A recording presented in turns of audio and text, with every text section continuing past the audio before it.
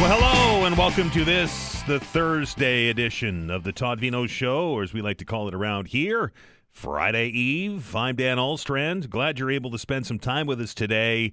I know there's a few bleary-eyed people out there this morning because that rain last night, I would imagine, interrupted a lot of your sleep, did it not?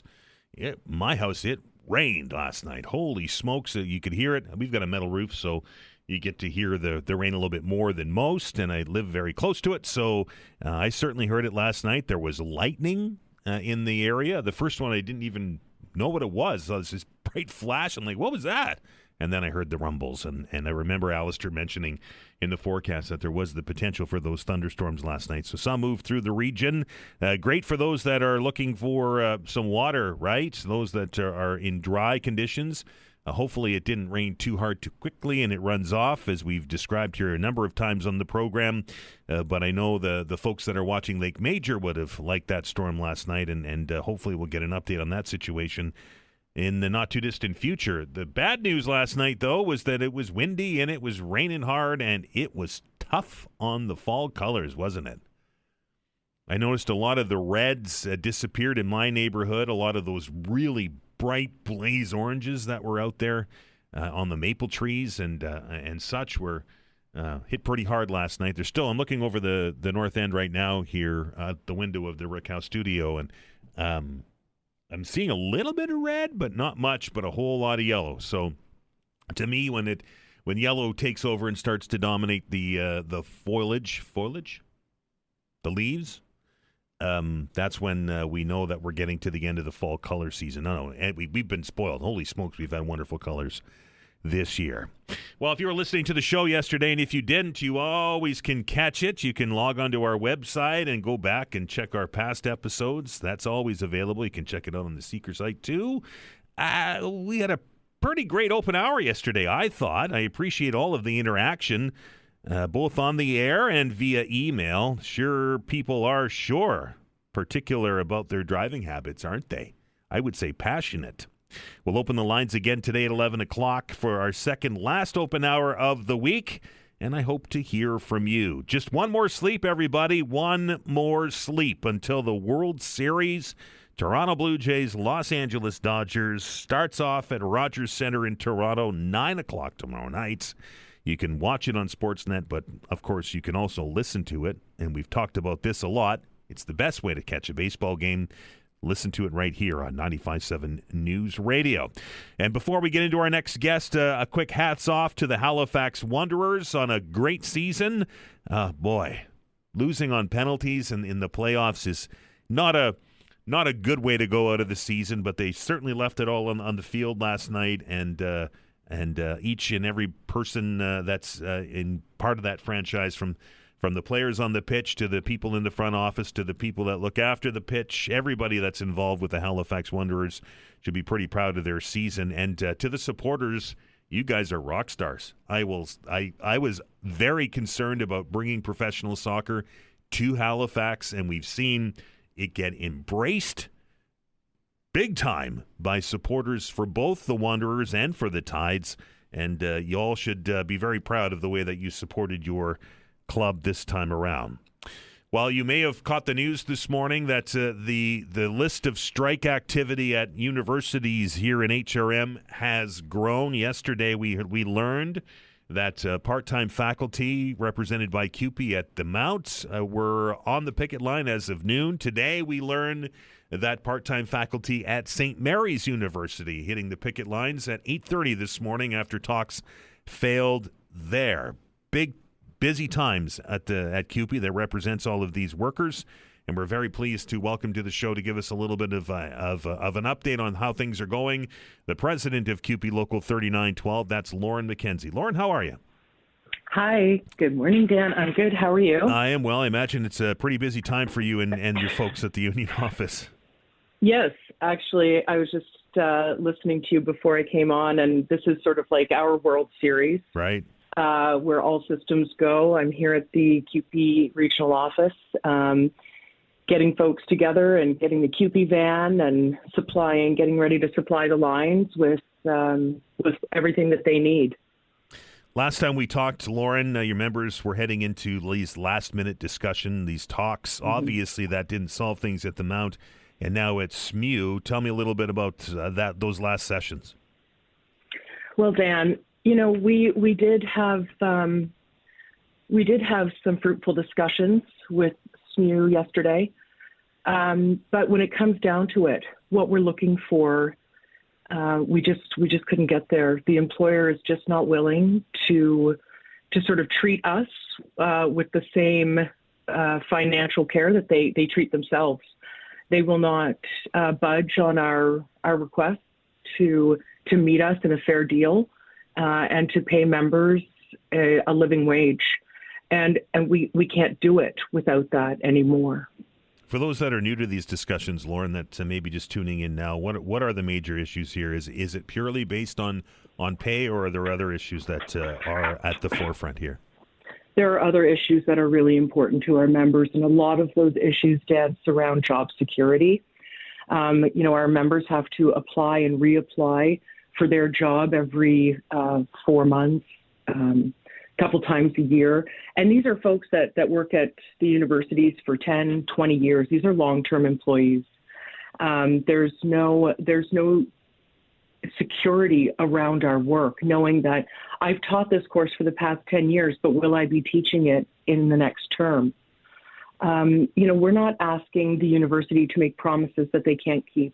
What we're asking for is an acknowledgement of how precarity impacts our members and how that impacts students and how it impacts education here in Nova Scotia. And it really does. When our members are running around trying to cobble together a living, and their work is really, they take their work very seriously. Our members are really passionate, and up until now, that passion has kept them going. But we've gotten to a point in our economy and in our reality where that passion is being exploited to the extent that our members cannot survive on passion alone for their work. Lauren, we know that picket lines are up at 2 universities. I mentioned in the preamble, discussions underway at a third. Where are we at Dalhousie? Dalhousie, on Monday the 20th, we were happy to reach a tentative agreement with Dalhousie. And I want to be clear, this is not a perfect deal, but it is a good deal and a fair deal that we feel we can put in front of our members. And we're really looking for St. Mary's and the Mount to follow suit. And that means meeting us, listening to our concerns, and doing what is possible to address those. Again, not looking for a perfect deal, Dan. We're looking for something fair and something that our members can get behind. Lauren, strikes are never fun. Anybody that's been on a picket line will tell you that. That being said, what's the morale like with your members out there on the picket lines this morning? Well, respectfully, Dan, I disagree because we're having a great time. We are out there, we're calling it the picket party, and that's because we are celebrating our right to strike, knowing that workers, in the CUPE, we take a broad approach. We know that there's lots of workers, not just internationally, but in our own country, who may not have the right to strike. It is an important right that we have as workers to get out there, to share our experience, and to let folks know that, although this is an incredibly stressful time, our members are already very stressed out because of their work conditions. And this is, essentially an opportunity for us to air our concerns, to let folks know, and to shout it loud and clear that, we're here and we're not going away, and we're going to represent our members, and we're going to do that with incredible optimism. We're energized and we're united. Lauren, obviously there will be some disruption at the Mount and at SMU and schedules and so on and so forth. What's your message as a union to the students that are impacted and to their parents as well? Yeah, my message is that students are prime importance to members. That's why we do what we do. Our working conditions are their learning conditions. We want students to get the education that they are paying for. Come join us on the picket line. You have questions, we're here to answer them. If you have concerns about the deal and the way the administration treats our members, we would ask that you really send letters. We've got letter campaigns both at the SMU and Mount. Send your letter to the administration. Tell them to come to the table and to make a fair deal with instructors at St. Mary's and at the Mount. Now, as I understand it, the classes taught by other bargaining units, other professors are going ahead. Is that correct? Yeah. So we have, there's a mix of sort of employees and different unions on campus. Right.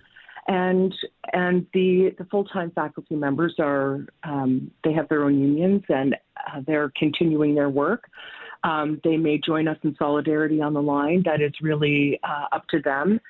They have all reached out. The faculty unions have reached out to us, offering solidarity to join our picket lines, have days of action, reaching out to the administration. They're giving us lots of support. And, as of now, I believe those classes will continue uninterrupted, and we'll see how that develops. Lauren, you mentioned tentative deal with at the Dalhousie bargaining unit. Do we have a date for a ratification vote for that? Yeah. So information sessions will coincide with the opening of the vote. The first information session for members is this evening. I believe it's at 6 o'clock. It's a hybrid session, so members will be meeting in person and online to talk about the deal, ask questions, express their concerns. And then the vote opens this evening, and we'll have several other information sessions so people can have a chance to engage and really understand what the deal entails. And the vote will go, I believe, until Tuesday. As for the other two universities that have some job action happening now, the picket lines are up. Are there any negotiations in those two bargaining units planned in the near future? No, we don't have any negotiations planned yet, but what we do have is we have rallies planned tomorrow, 10 a.m. at the Mount, 12 p.m. at St. Mary's University. We have a group of contract academic workers flying in from across the country, driving in from across the region. We've talked to our local politicians, and we're really hoping to have a great show of support at the Mount tomorrow at 10 a.m. and at St. Mary's tomorrow at 12 noon for our solidarity rallies. Please come on out, honk your horn, join the line, show your support. And, we really, we are this community. We live here. This is where our children go to school. Many of our members have kids that are students at these institutions. Like, it's a family affair. So, we really, really welcome our community to get involved and to be there with us. And we will keep you updated on negotiations. And we're really hoping for a fast and fair return to work. Lauren, I know you're busy. Appreciate your time this morning. Thanks, Dan. I appreciate you too. That is Lauren McKenzie, the president of CUPE 3912. So just to recap, job action underway at Mount Saint Vincent University. That happened yesterday. This morning, job action at SMU. You'll see picket lines there today. Rallies planned at those two institutions for tomorrow, 10 a.m. at the Mount, 12 at SMU. Tentative contract reached at Dalhousie. That happened, I think she said it was on the 20th. So they're in the process now of getting the information of the contract out to their members, and the votes to ratify, of course, will happen over the next few days. We're going to stay on top of this story here on the Todd Veinotte Show because it's impacting a lot of people. It's despite what Lauren said, that they're celebrating their right, and I get it. Couple days of strikes are fun. It feels empowering. It feels like you're making a difference. It feels like you're standing up for yourself. But if this thing drags on, I can tell you that the longer that it drags on, the tougher it is for people to keep that chin up when it comes to strikes. Strikes are never fun when they're long. They're just not. And everybody, there's frayed nerves, and there's back and forth on either side when it comes to negotiations, and sometimes those relationships are harmed for a long time, and sometimes are never repaired. We're going to stop back stop down, I guess, is the right way to say that. And when we come back, Partners for Care. It's an arm of Nova Scotia Health, I think, has a brand new executive officer, and it's a name that you've heard before, and this person's been on this show many times. Nick Jennery, you remember him from Feed Nova Scotia? The new Chief Executive Officer of Partners for Care. We're going to dig into what it is they do and what Nick's new job is all about when we come back from the break. You are listening to The Todd Veinotte Show. I'm Dan Allstrand. We're back in minutes.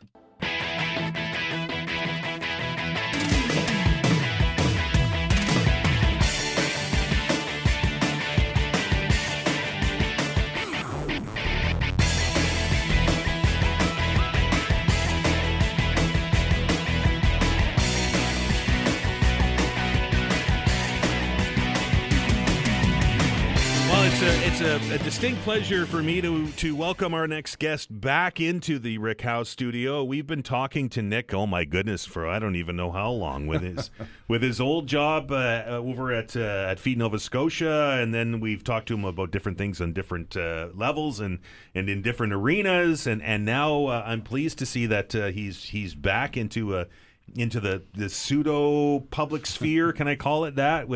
With an organization that is here to try and help people that are working their way through the healthcare system, and that is a group called Partners for Care, and that is the new Chief Executive Officer sitting across from me, and that is Nick Jennery. Welcome back, my friend. Hey, thanks, Dan. You know what? The journey continues. It does, right? We wear a lot of different hats, and yeah. I notice that a lot with people that are active in their community, is that they're the face of something, and then things change and life moves on, and then suddenly they're the face of something else and working to try and make their community better. And people that do the work like you do, Nick, should be congratulated, because it's all about trying to make our community better. Well, thanks. I've been very fortunate to work with some amazingly talented teams that are totally committed to things like social justice, improving the health and welfare, well-being of our communities. And this was just a wonderful opportunity. I'm only in week 2, so I know enough to get myself into trouble. We'll see if we can keep you out of trouble. How's that?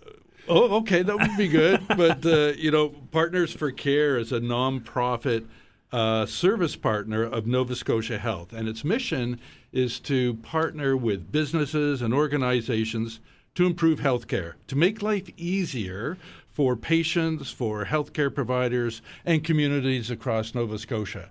And it's not just a mission statement. There's real money and being applied to this, and I can talk about that in a minute. Sure.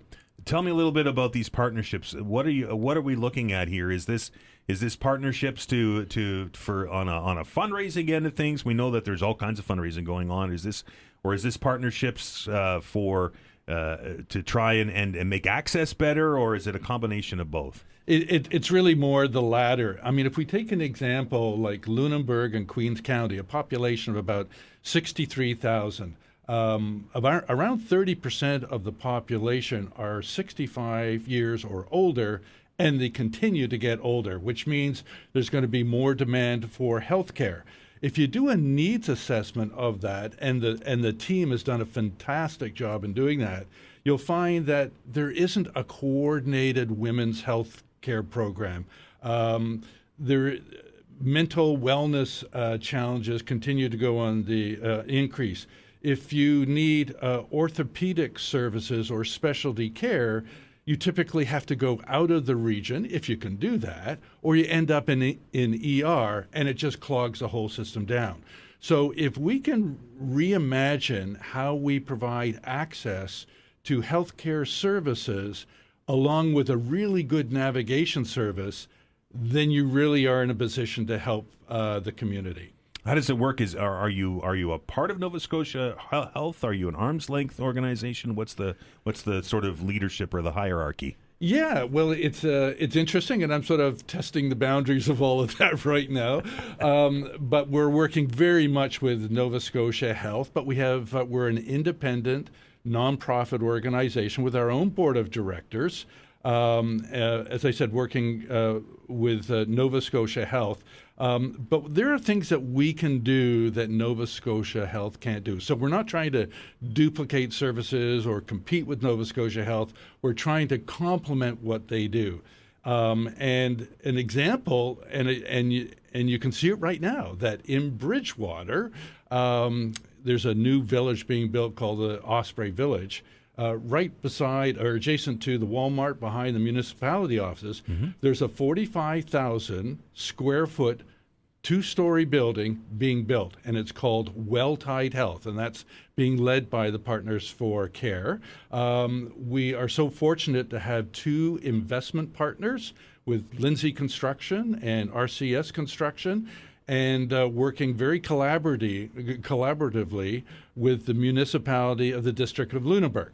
So what should the mix of healthcare services be within that 45,000 square foot footprint? It's a big commitment. It's real. It's going to open up in early 2026. And we're just kind of working through right now what the mix of services should be so that it meets the priority needs of the community. Having done the homework of what those needs are, how do we deliver the healthcare services? Collaborative care has been a buzzword that's been happening around here for a long time, and governments have used it as part of a solution to some of the physician recruitment issues that we have, and getting people off the waiting for a doctor list, and that's kind of what this setup in Bridgewater is. Yeah, 100%. If you talk to, doctors and primary healthcare workers, you'll find that they often act as a navigation service. So think about if we can relieve that from those doctors and physicians and provide that navigation service. So if you really need some nutritional counseling, you need to go to a dietitian, not a doctor. And that's really what we're trying to do, is to unclog the system.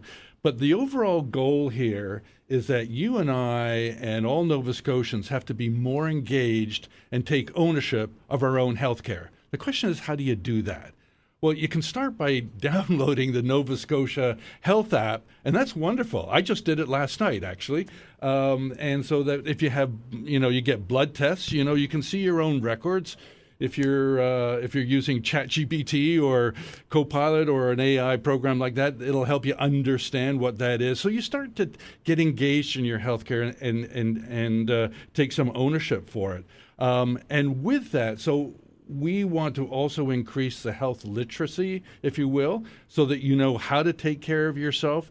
But we recognize that we need to provide a navigation service because it looks really big and complicated and inaccessible. So we're going to just do the reverse of that. Make it accessible, make it easy, help you navigate the system to get you the help you need.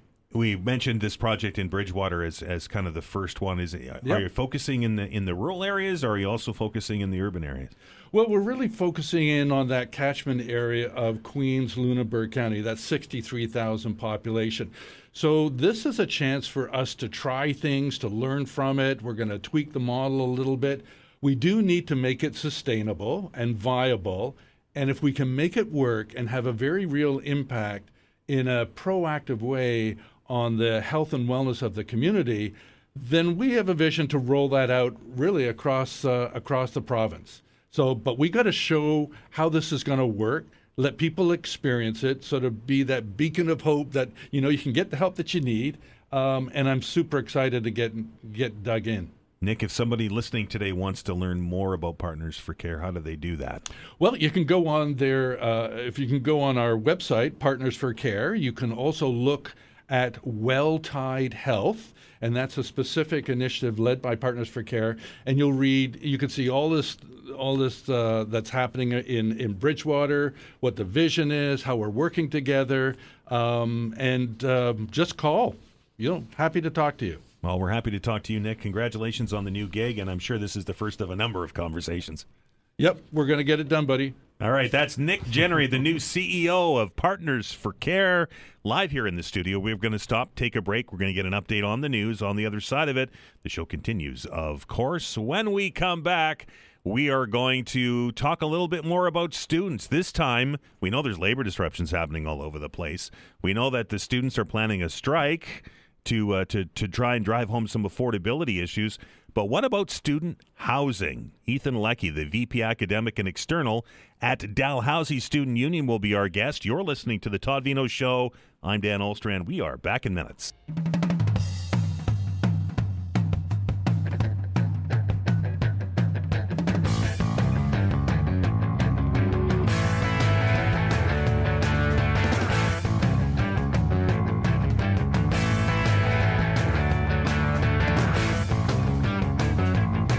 All right, welcome back. We're continuing our focus on affordability issues here in Nova Scotia. We've talked about rent a lot, and we've talked about it from a landlord perspective. We've talked about it from a family perspective. Remember yesterday we were talking about shared incomes and people getting joint accounts with their friends now because it helps them to afford to be able to afford to live.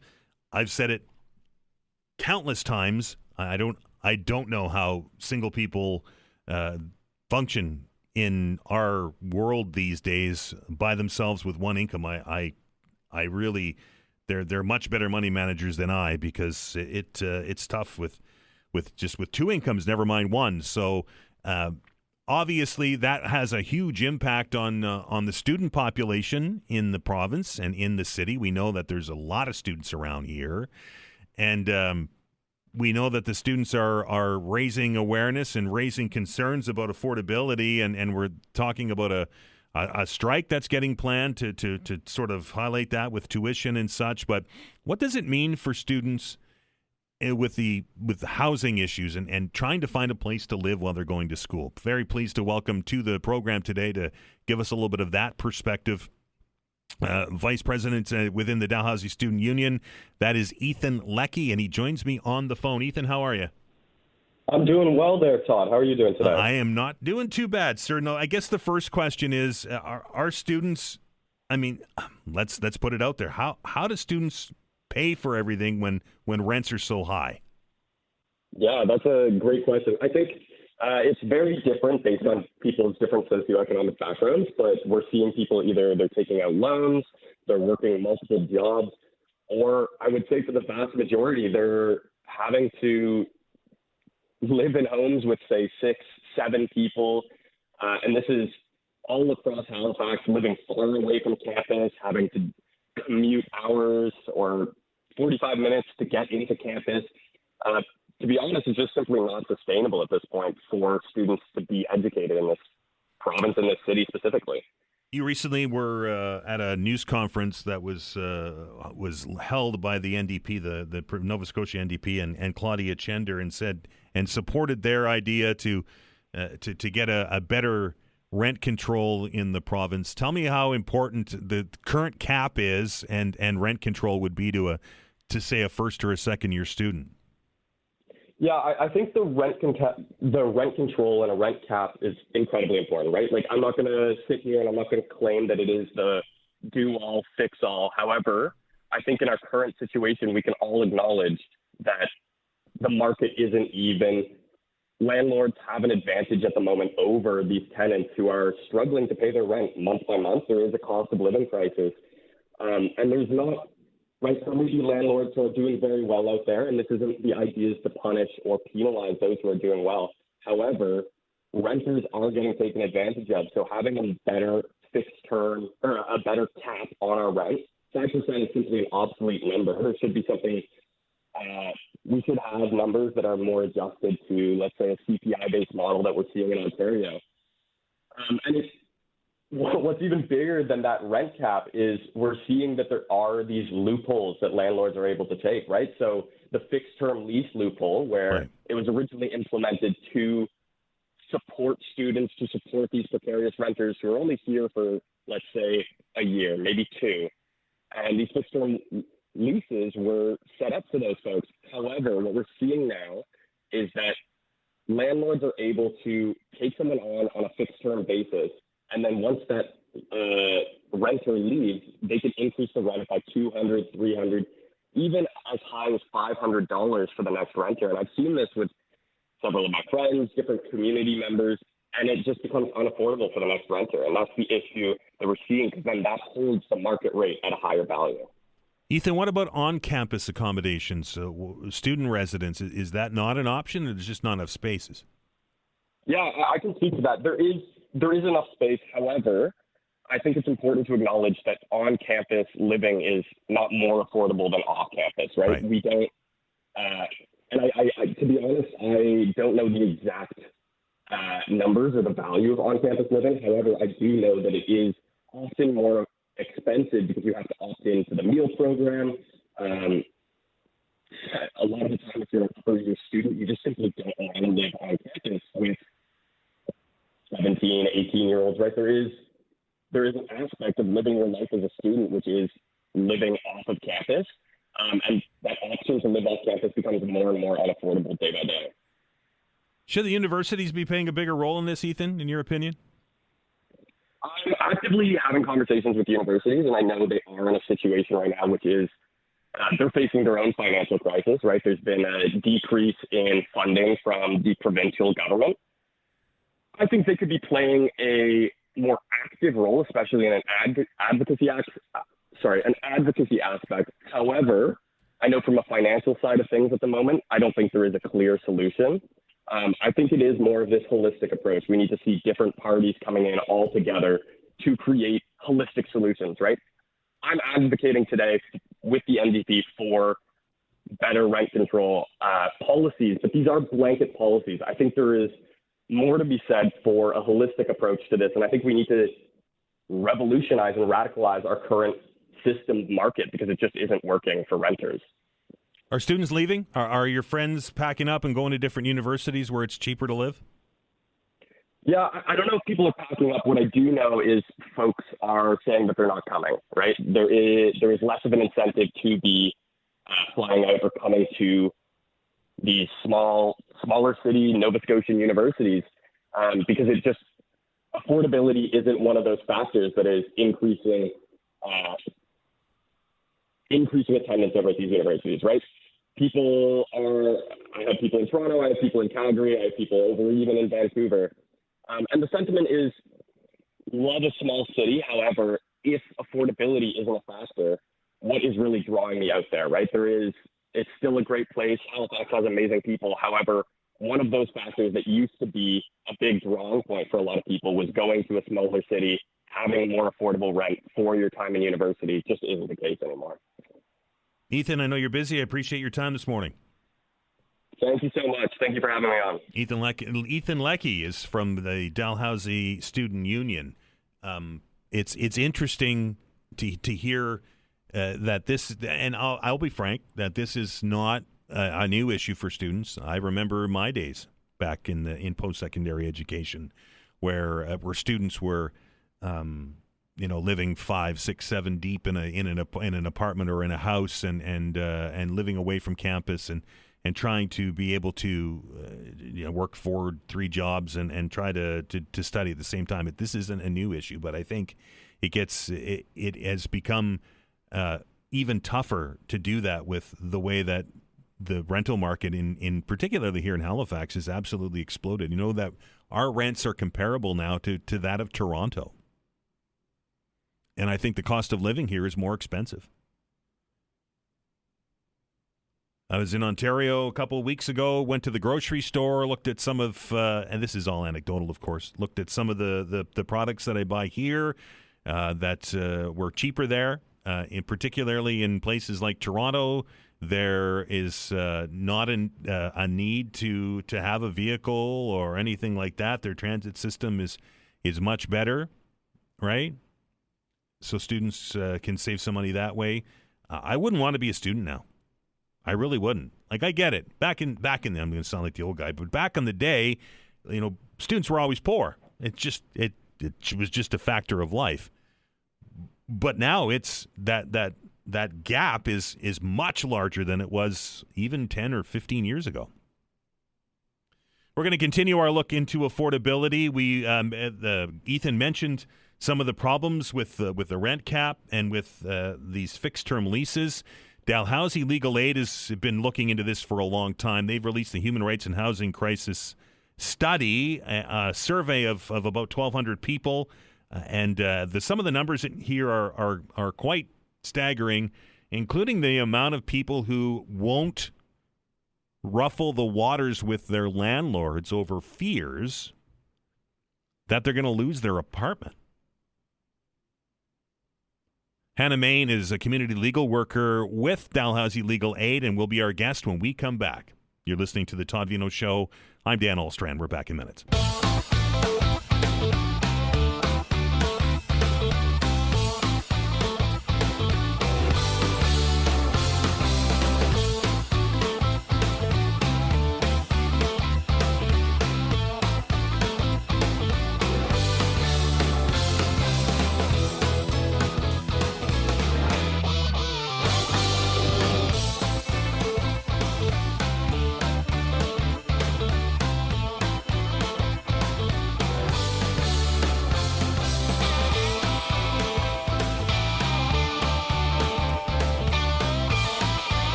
Okay, we're back. Welcome back. Having a conversation with our next guest in here.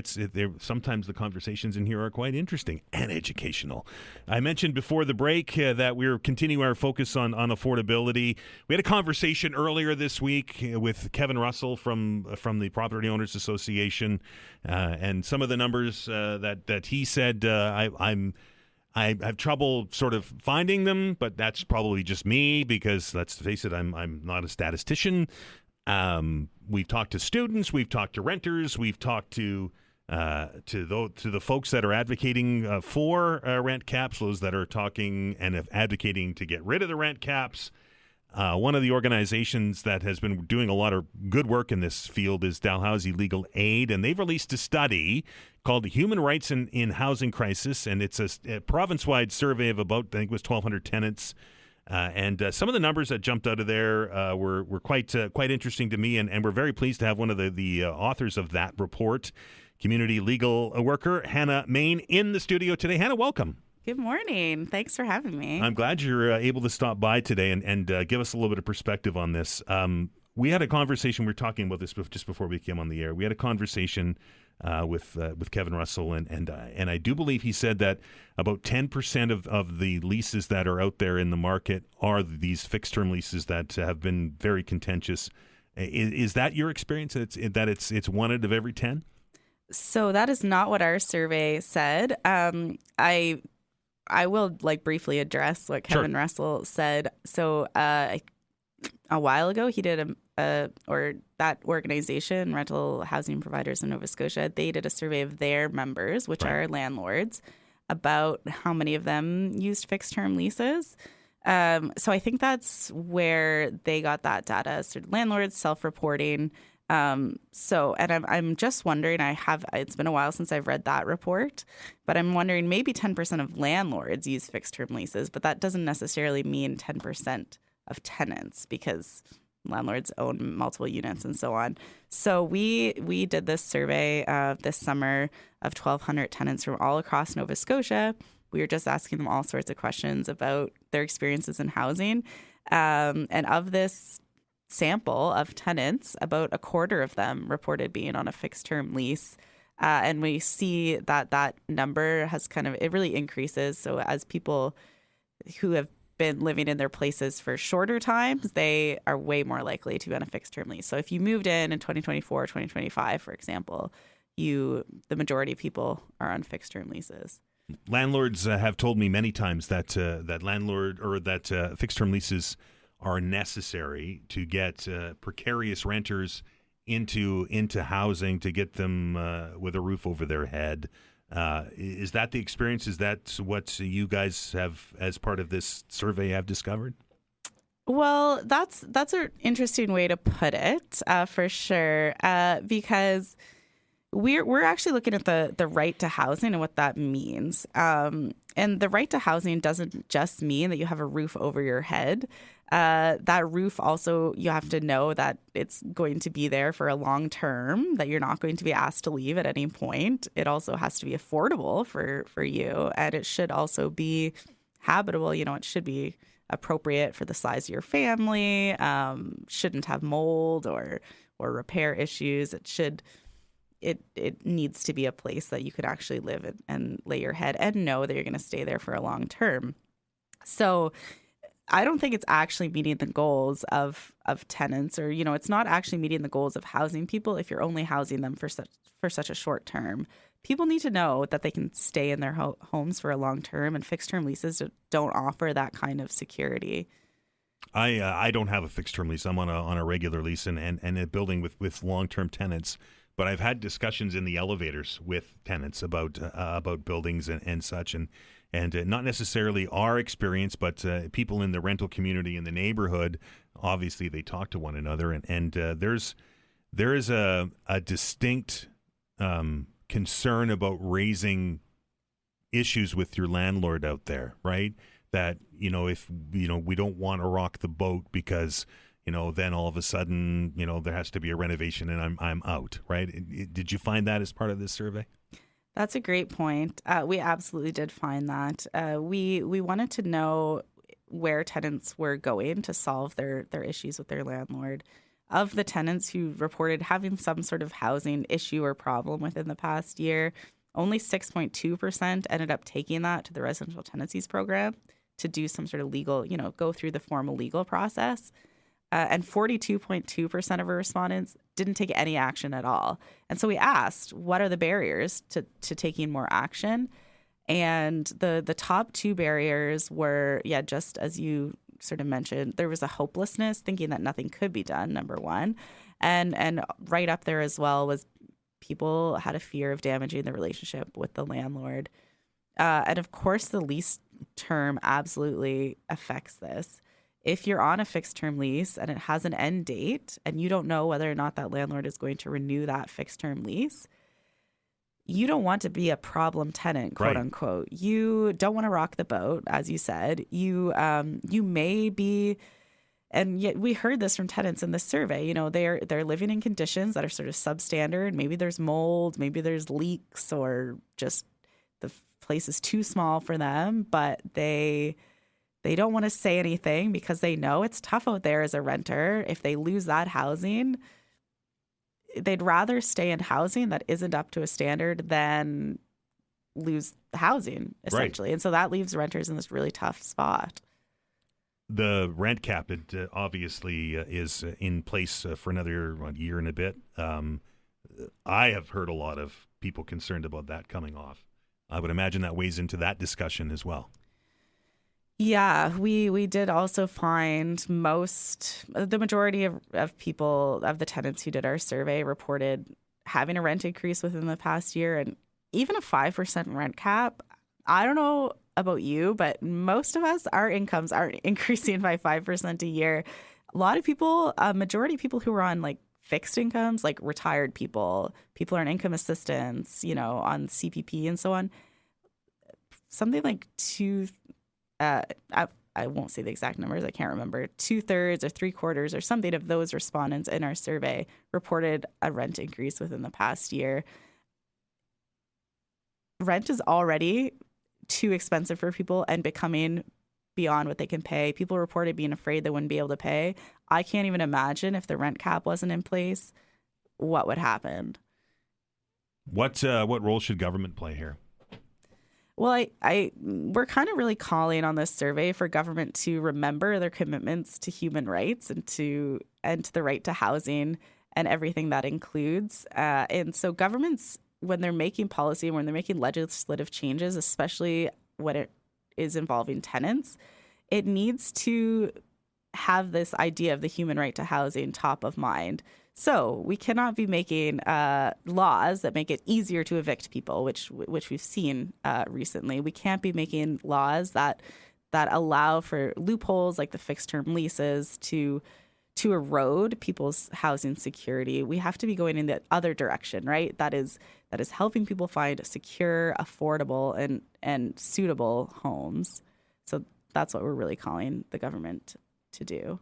Hannah, obviously the report, you have it in front of you. It's a fairly significant sized document, and there's lots of nuggets in there that people may want to dig into. Is there a place where they can access it? They can read it? Yeah, we We have it on our Tenants' Rights Guide website, tenantsrightsguide.ca, under housing research. So I'd encourage anyone to read it for themselves and just to see what tenants in Nova Scotia are dealing with. We really don't have a lot of data about tenants, so we're really excited to have this to know exactly what tenants in Nova Scotia are dealing with. So Tenants' Rights Guide website. Hannah, I appreciate your time coming in today. Well, thanks so much. That is Hannah Main. She is a community legal worker with Dalhousie Legal Aid. The report is called Human Rights in a Housing Crisis. It's available at tenantsrightsguide.ca. I encourage you, if you're a tenant or maybe even if you're a landlord, to get out there and read the new data, and it may help to educate yourself on what is going on out there in the rental community. Time for us to stop. We're going to take another break, get an update on the news, and on the other side of it, we're going to open up those telephone lines again. It's time for the open hour. 902-405-6000 or 1-877-801-8255. We're back after the break.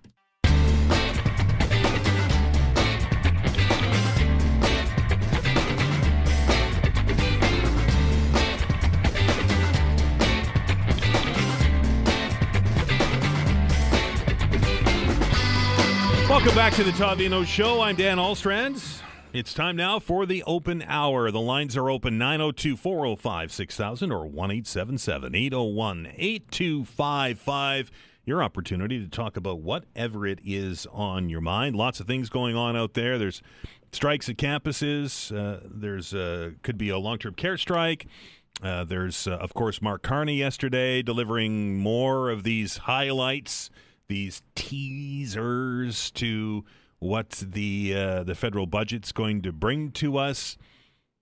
But a story that caught my attention yesterday, and it might be something that you want to talk about, was the data from this past season of the Cat Ferry. For those of you that don't know what I'm talking about, the Cat Ferry runs between Yarmouth and Bar Harbor, Maine, and is heavily subsidized every year by the provincial government. The last number I saw was $21 million a year. That's taxpayers' money that goes into this transportation link that links us to our friends in the South. The latest data released, I believe it was yesterday or the day before, showed a 19% drop in passenger traffic compared to last year. This story, by the way, from the CBC.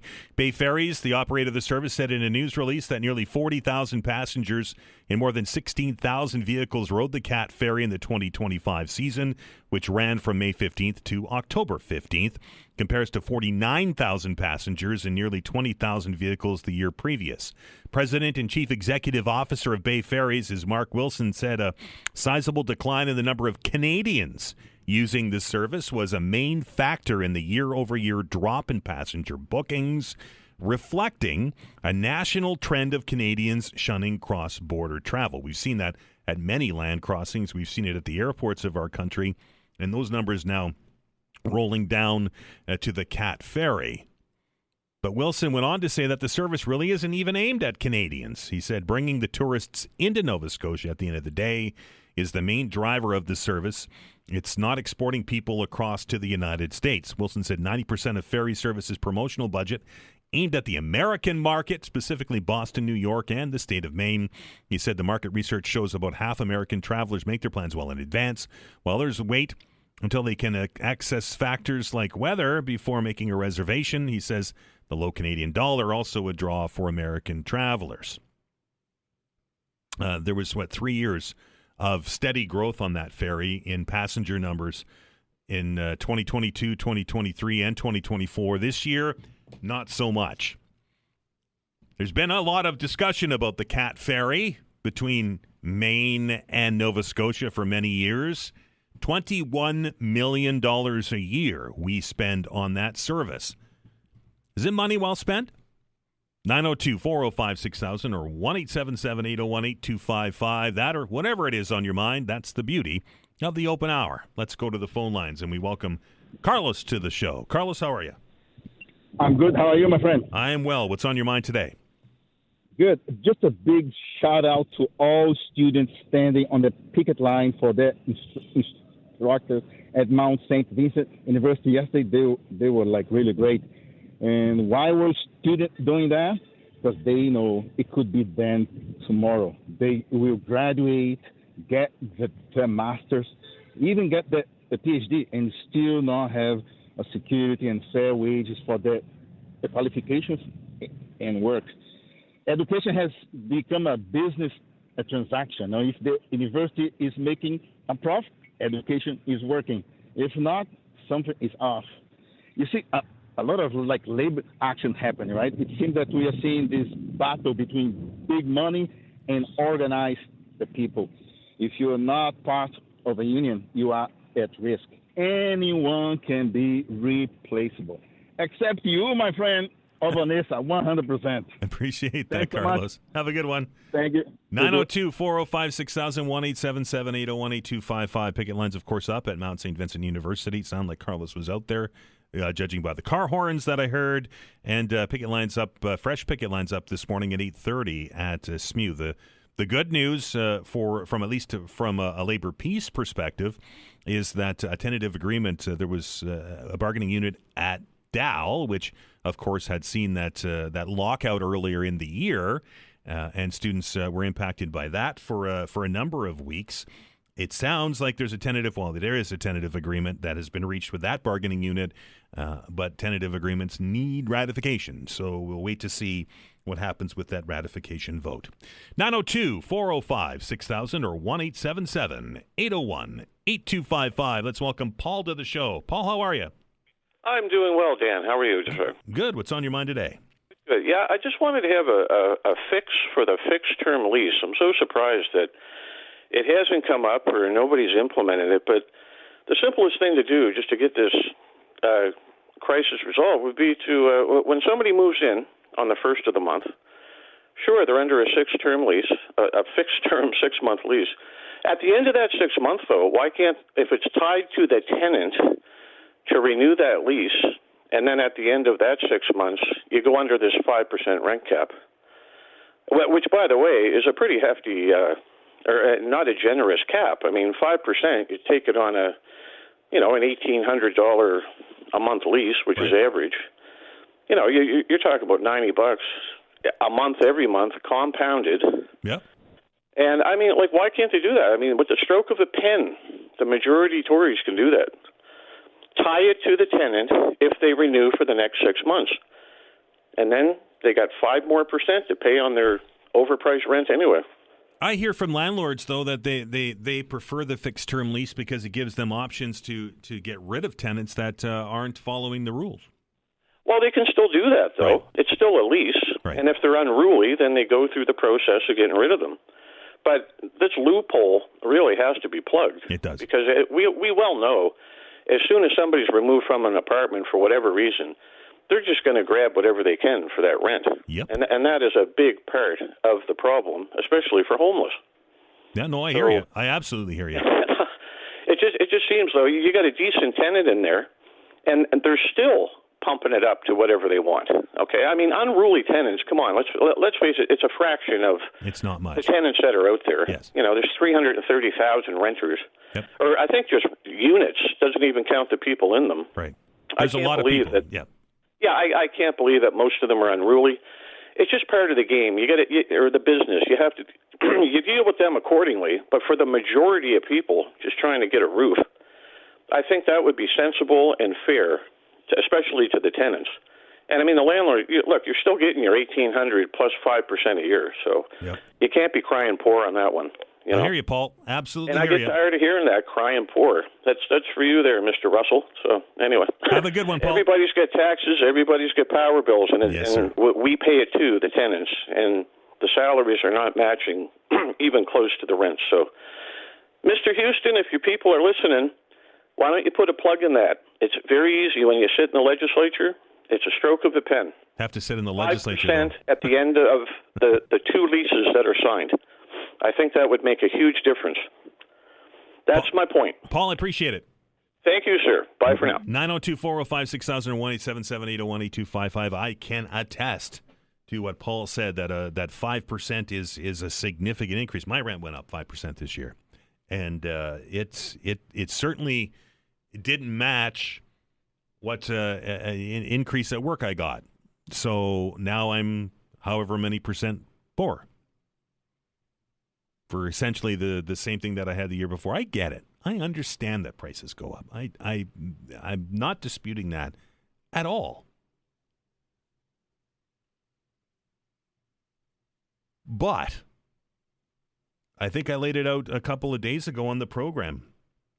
If that rent cap comes off or we don't have some form of rent control, what's to stop my rent going up $1,000 a month to match the same apartment across the street? $12,000 a year. 902-405-6000, 1-877-801-8255. The open hour continues after the break. Welcome back. The open hour continues. It is a topic of discussion in the newsroom right now because most of us are renters, and I think most of you that are out there, or a good portion of you that are out there, are or have friends and family that are renters, and it's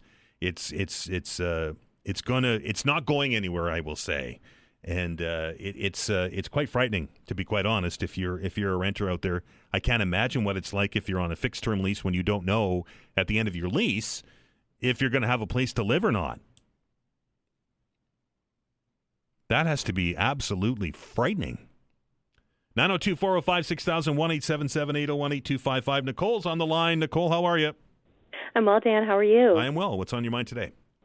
I'd like to talk about the housing because I think what underpins a lot of what we're witnessing right now, and you touched on it earlier with the gal from Dalhousie, right, is the psychological ramifications huge that come from potentially challenging the perceived authority of our landlords. Mm-hmm. And because most of our landlords are also these corporations that are beholden to shareholders, like who's publicly traded? Kiln Marriott is publicly traded. So they're operating their rates based on their obligation to their shareholder. And we have to remember that. But something I learned, and again, I'm not a lawyer, I just trial and error, and I'm my own best guinea pig, is that when you receive a rental notice increase, and I'd love to hear from any legal experts that may want to weigh into this, as far as I'm concerned, that's an offer to contract, and that's an offer to amend my contract. And I think what most people won't do because of the psychological pressure of, oh my God, will they evict me,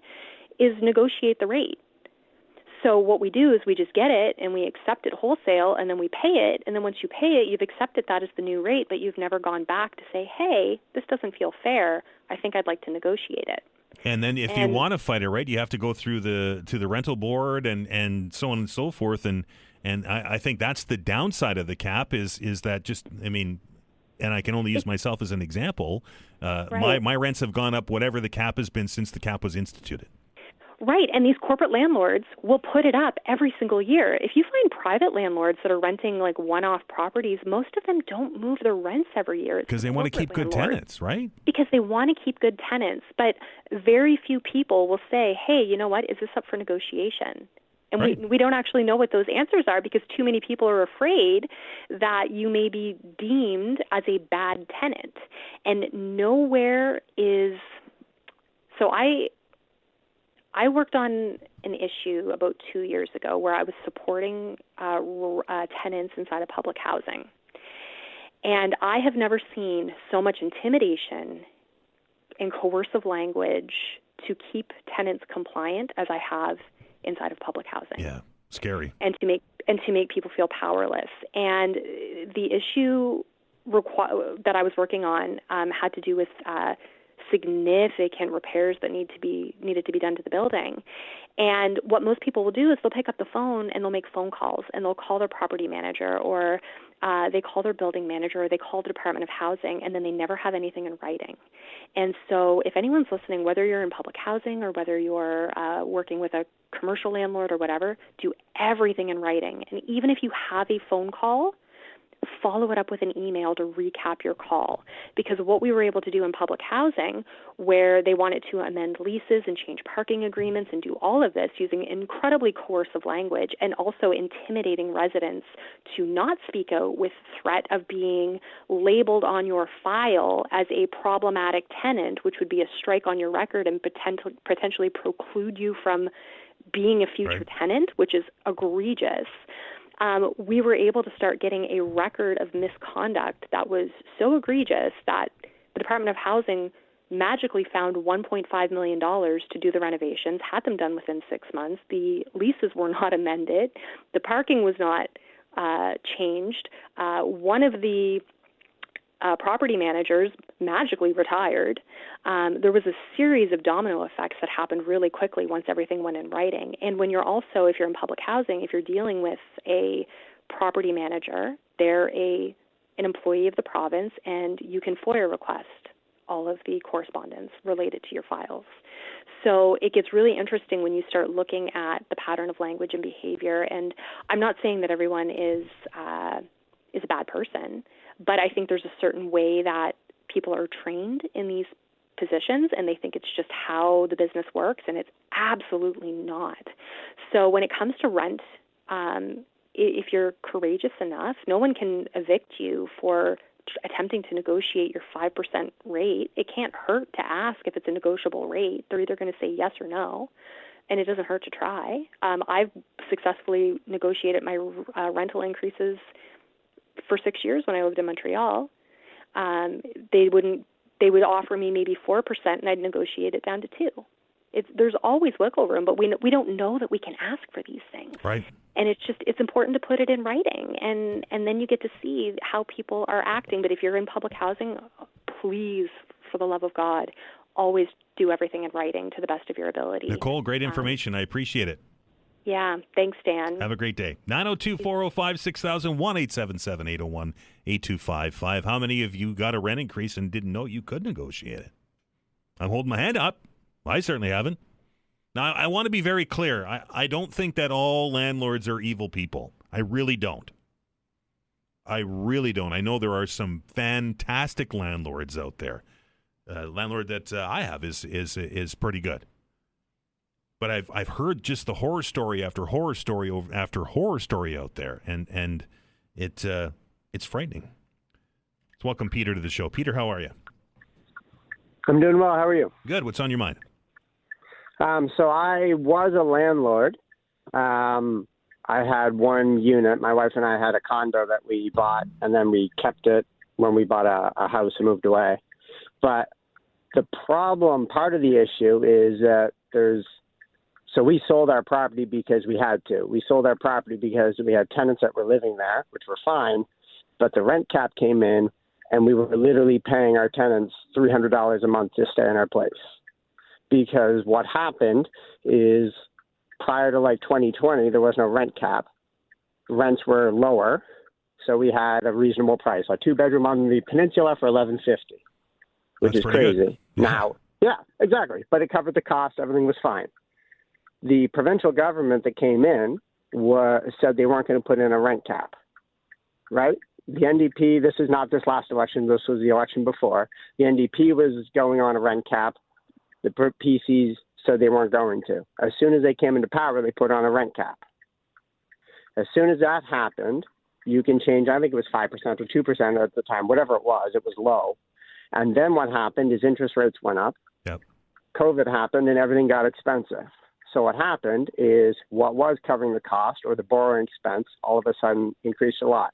And generally when you have a rental property like a house or a condo unit, you want to have, you don't want to pay off that mortgage. You want to pay off your own mortgage if you have one or something, because the taxes or the interest is like a write-off to help keep the revenue down or whatever you do.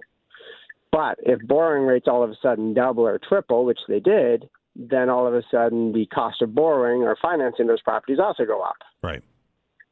But there's a rent cap in now, which they said they weren't going to do. So now you can't change your rent up by, say, maybe 2% it was at the time. So 2% of $1,150 worked out to be maybe the interest rate increase of 1 month. So what happened is now anybody that had a house that had an interest rate that was that would be variable, that would change, but the cap was in place. So what you ended up seeing were all of these people that have like a rental house or a rental unit, like one-offs, being trapped with tenants that you can't do anything about. And once the lease overlaps 1 year, you can't kick them out. You can't do anything. You could offer them a rent increase, which was fine, but then the cap went into place, and then you couldn't. So those people were living in my unit, which they were great tenants. I had them for 5 years. Mm-hmm. But I was paying to have them live in my unit. We were losing money every month, hundreds and hundreds of dollars, because there was nothing we can do. So we sold the unit. I waited for them to find a new place before I did, which took probably about 4 more months before they moved out to sell the unit without them in it, because as soon as I sold the unit, that person wouldn't be obligated to them, and then they'd be out on the street. Yeah. So, and also for what I do for work, I'm in the construction industry, so I also know that the majority of people that have rental homes, when I'm following up to do quotes on stuff, were selling their homes, not only because they were getting trapped or tenanted by rent a house and stay in a house for a long time, which is what you want, but also because the housing market's good, so you can sell the house and unload and make a lot of money. Right. So you couple that with a rent increase, you couple that with property taxes going up, with water going up, and that's the problem, is you have everyone talking about bad landlords, but the landlords that are really getting screwed are the people that own 1 or 2 homes or are 1 unit, not the apartment buildings. So what's happening is that people would use, if I were to have a rental property again, 100% I would use a fixed term lease. 100% I would, because at least then I am not stuck with this 5% rent cap controlling how much I can actually charge. Now, it may change because I would be able to charge market price now versus what it was back then. Mm-hmm. But once you're trapped into that, once that year rolls over, if you aren't charging anywhere close to market, you can't get there. 5% is nothing of a $1,100 or $1,200 rent, which is what it was in 2020. So people today are getting screwed over for what happened prior to, and all the landlords reacting to that saying, well, we can't do anything. So the only thing we can do now is use a fixed term lease because you put a rent cap on. Now, taking off the rent cap is clearly not going to be okay, because then everyone's going to adjust for that when they haven't been able to. So that's going to be a problem. So I don't know what the solution is, but the problem is the rent cap came in when they said they weren't going to do it, and there was a bunch of people that got trapped, and then what they do? Sell their units or give people rent increases that they weren't allowed to. Peter, I'm up against the break. Great perspective. I appreciate it. Yeah, no problem. 902-405-6000, 1-877-801-8255. The open hour continues after the news.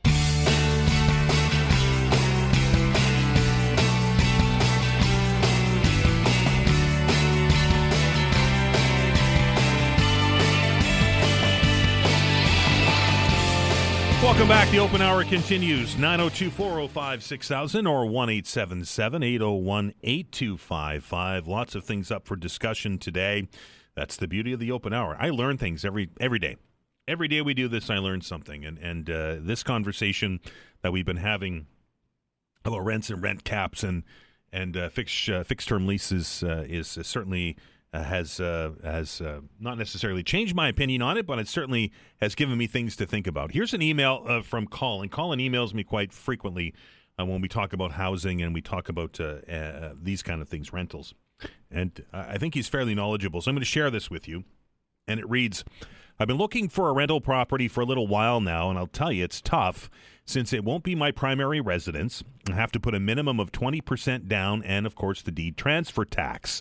Then there's property tax, insurance, maintenance. I found one. It was a half a duplex, $320,000, so I'd have to put $64,000 cash down and 1.5% deed transfer tax. That's $4,800.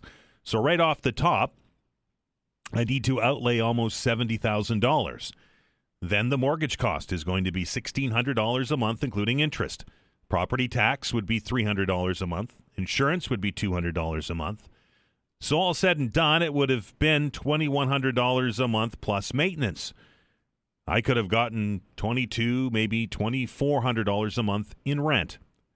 Just to get my $70,000 cash back, it would take 29 years with a $200 a month profit. So why would I even bother taking on that unit? Landlording in this market isn't really profitable. And that comes to us from Colin. I appreciate that email. 902-405-6000 or 1-877-801-8255. I mentioned the Cat Ferry before at the start of the open hour today. Got an email from Mark. It reads, imagine the hypocrisy in that hoping more U.S. citizens will travel to our province to spend their money and boost our economy while whining Canadians stomp their feet and refuse to travel to the United States. Elbow up fools, he calls them, when those same Canadians come to realize that most of Canada's economic problems can be directly linked to Liberal policies over the past 10 years.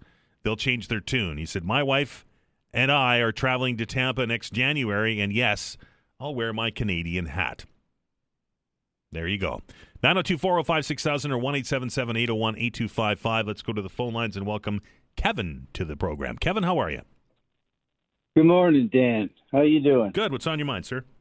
I want to give my best to Todd and hope he gets back soon. I'll pass it Not along. that you're doing a bad job, but Todd's the man. I get it.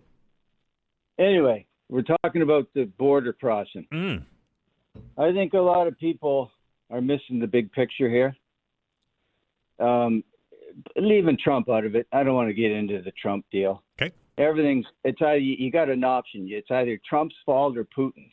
Okay. But anyway, so I'm a trucker. I'm retired now. I trucked around Ontario and the States, and I used to cross at the Blue Water Bridge into Michigan. Yep. And like I say, we used to live over there, so we'd go over there for a Saturday evening, me and my wife. Mm-hmm. And everything was cheap. Everything was cheap. I'd fill my gas tank up. You could buy a turkey for 49 cents. I know I'm dating myself. But, you know, it's like your last email said, we're taxed to death here. It's not, people are just throwing their hands up and they're investing in the States or wherever else, because you can only flog a dead horse so long. And I think people have reached the precipice, and it's like I used to go across it at Port Huron, and I do the delivery I had to do, and then I come back to ferry and Marine City over into Sombra. Yep. And you could buy Molson Canadian beer there cheaper than you could in your own country. Yes, sir. It's beyond. And I got a buddy who goes to Florida in the winter, and I'm a pipe smoker. You know, I don't want to. Yeah, that's anyway, fair. Yeah, okay, I understand. I'm a pipe smoker. Up here in Canada, over $50 for a pouch of pipe tobacco. Right. He can go down to the States and get it for $12. Yeah. I'm just using that as one example. Oh, and a lot of it, part of its economy is scale, but the other is just the amount of tax that we pay. Yeah, and you know, who's like that email said, those elbows up crowd, they're going to be flocking down to Florida. It might not be as many this year, but next year. And as far as crossing the border now, the U.S. dollar is so high and the Canadian dollar is so low. That's a big indicator right there to me that why people aren't going to the States. I used to go to the States all the time, and I got nothing against. I nothing but best wishes and warm welcomes down the States from Americans. But this Liberal government has soured everything. So I mean, that's just my take on it. I'm an old guy, but I can do a lot of thinking sitting back watching shit. You know what I mean? Oh, sorry. Got it. Kevin, hey, no, I appreciate it, sir. I appreciate your comments. Okay. Have a good one. Have a good day, Dan. 902-405-6000, 1-877-801-8255. I grew up in a border town. 40 minutes to the Ontario-Minnesota border. I was home a couple of weeks ago on a quick visit, and I can tell you, having family members that would do very much like our last caller did, would travel down there for a Saturday night across the border. There's a casino that's just across the border that was a destination. Well, I can tell you that number has dropped off significantly. In fact, we're going to dig into a little bit of this in the third hour today. The Buy Canadian sentiment, a new polling showing that it's still very, very strong here. in our country. We'll bring Margaret Brigley in from Narrative Research, who have been digging into this. And we are seeing numbers that are quite astounding of people not traveling to the United States. Look at the ferry. I mean, just the Yarmouth to Maine ferry saw a significant reduction in Canadians. There wasn't a lot of Canadians taking it to begin with, but there's a big reduction there. Many of you have they have told me that you've changed your plans, and I don't know if well, I think we know why, right? There was a pretty strong anti-American sentiment in this country since about November of last year, when after the election in the United States. And many people that I've talked to have said that they're just not planning to go back, contrary to what our last caller said. They're just not. They're sold up their properties. They have canceled their regular Snowbird South trips. I'm seeing advertisements now for hockey tournaments in Europe that used to be in the United States.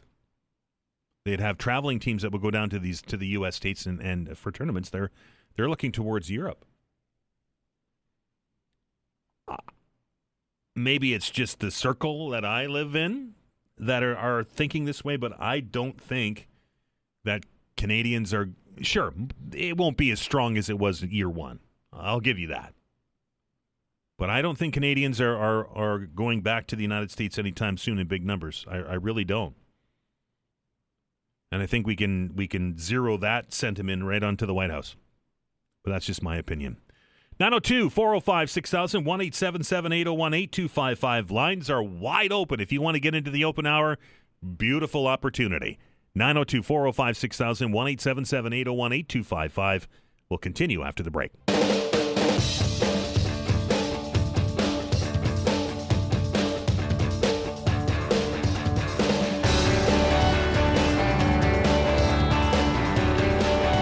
Welcome back. A few minutes left here in the open hour. Again, the telephone line's wide open, 902-405-6000, 1-877-801-8255. Your chance to talk about whatever it is on your mind. We've been focusing some of the attention today on rent, and it's something that we've been talking about a lot. And as we work our way through an affordability crisis here in HRM, and I think we've talked to just about all of the players. We talked to the landlords. We've talked to the people that are advocating for people that are in the lower income brackets. We've talked to students. We've talked to other renters. It's not going away, folks. I don't think it's going to go away anytime soon. But that email from Colin was kind of an eye opener for me about the actual cost of getting into the rental market if you were to be a small landlord like one of our callers was before. It's tough to try and turn a profit here from that perspective. But on the other side of the coin, and I think a couple of you have emailed me to raise this, is that housing is a human right. Like, we have to have a place to live. So I don't know what the balance is. I think the provincial government plays a significant role in this. I think that housing is a provincial responsibility. It kind of gets bantered back and forth between the municipality and between the provincial government, but what the role is for the province in this, I don't know. If you listen to a couple of our callers and to the landlords of the world, the rental cap just doesn't work, and now we're backed up against a wall. Again, my example. When that rental cap comes off, my opinion is I don't think it can. I think we're stuck with it now because of that scenario that I laid out earlier. If that rental cap was to disappear tomorrow, I'm paying $12,000 a month or a year more than I'm paying this year. I don't think there's any doubt. All the apartments that and the fellow that called that was the landlord earlier laid it out pretty bare. He said that people will try and make up to get to the market value because they're losing money. Now, are the big rental companies losing money in these great big tall buildings that I'm seeing? Probably not, right? But it's the small and small landlords that are. 902-405-6000, 1-877-801-8255. Let's welcome Sean to the show. Sean, how are you? I'm okay. How are you, Dad? Good. What's on your mind today? I just got back from the motor vehicle branch, and has been on my mind for a little while. These little stickers that we got to pay for every 2 years to prove that your license plate belongs to you. Right. One of your opinion on that, if that's something that It's a massive money grab. 100% money grab. Exactly. So why is our government not looking at removing these silly fees that we have to pay? Didn't Ontario get rid of them? I think didn't Doug Ford in Ontario get rid of those? I'm not 100% sure. I think he did. But I know here in Nova Scotia, it's hard to come up with an extra $235 every 2 years, as you're saying about rent prices. No, I hear you. Yeah. The cost of living, and that's all I really had to say.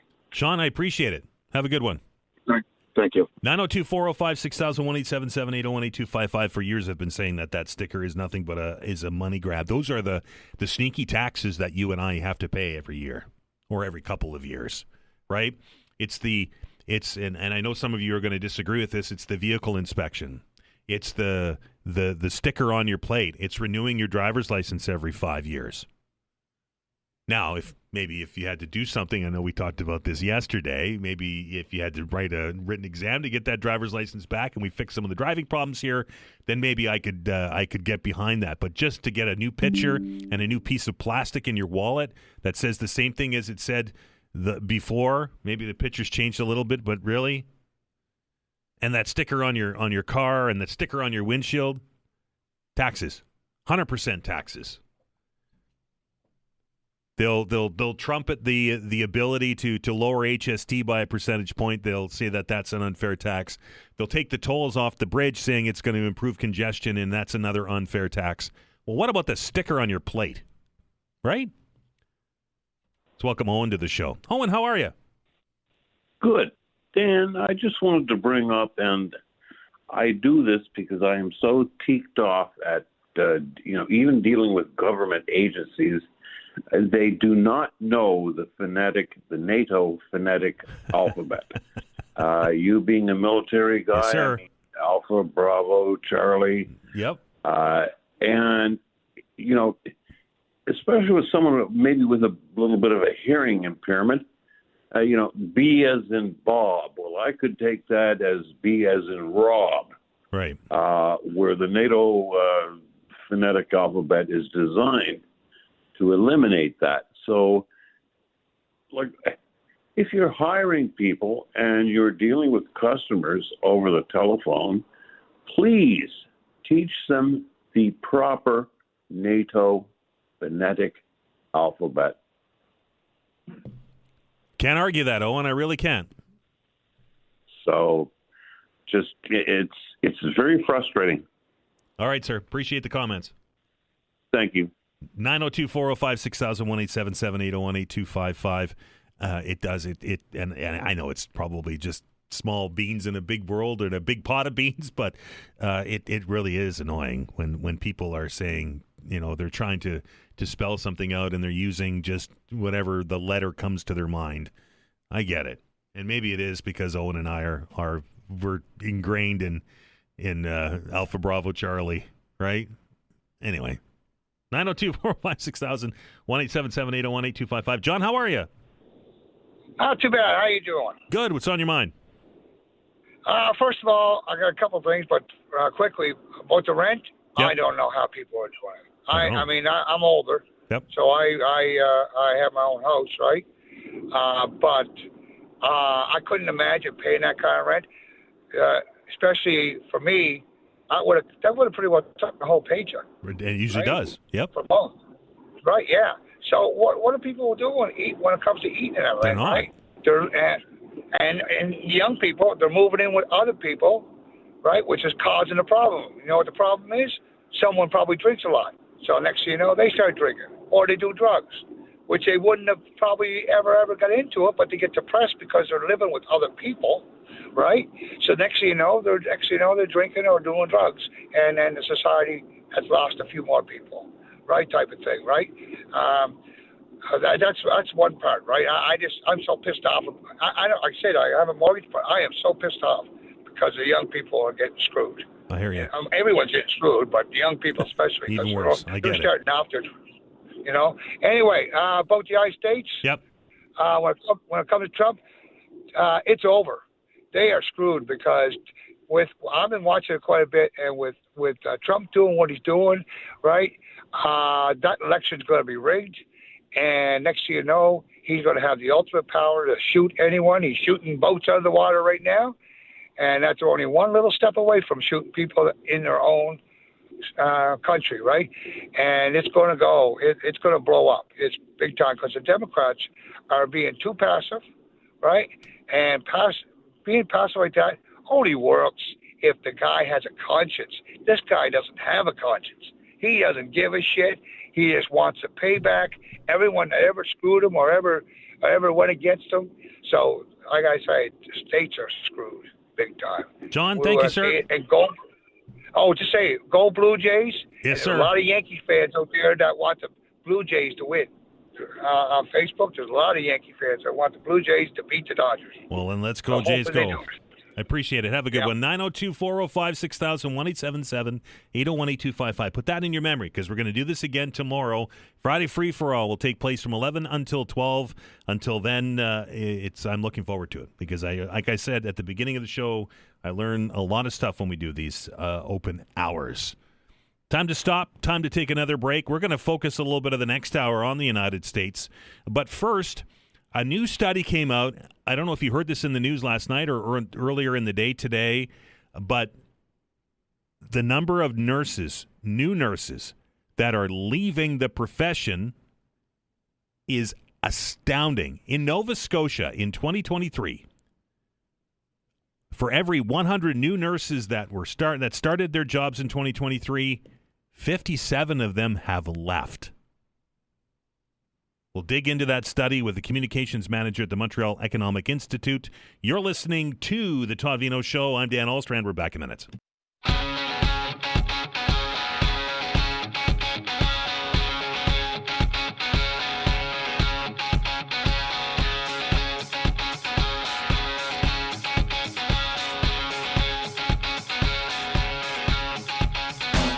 All right, welcome back.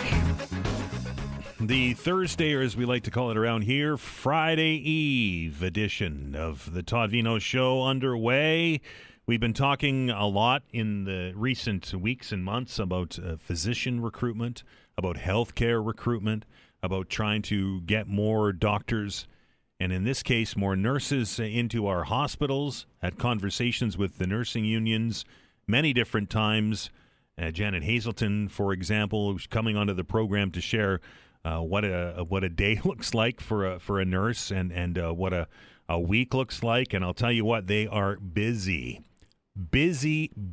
people. And if you've been into the healthcare system in Nova Scotia and have gotten through the triage, as I call it, and into the actual workings, the triage I'm talking about, of course, is that initial contact, which for most of us is the emergency room. But if you have got past that and into the healthcare system, I haven't met many people that would say that the healthcare is second to none here. And a big portion of that care comes to us from our core of nurses that do fantastic work here. But they are stretched thin. And a new study, it came across my desk this week, that's raising some alarm bells, I think. And it's not Nova Scotia. It's right across the country. And the lead line of this, or one of the lead lines of this study, reads that for every 100 nurses in Canada under the age of 35 who registered to practice in the country, 40 others didn't renew their registration in 2023. So this is over a year's time. Just think about that for a minute. That's nationwide. So they brought 100 nurses in. 40 of them didn't stick around.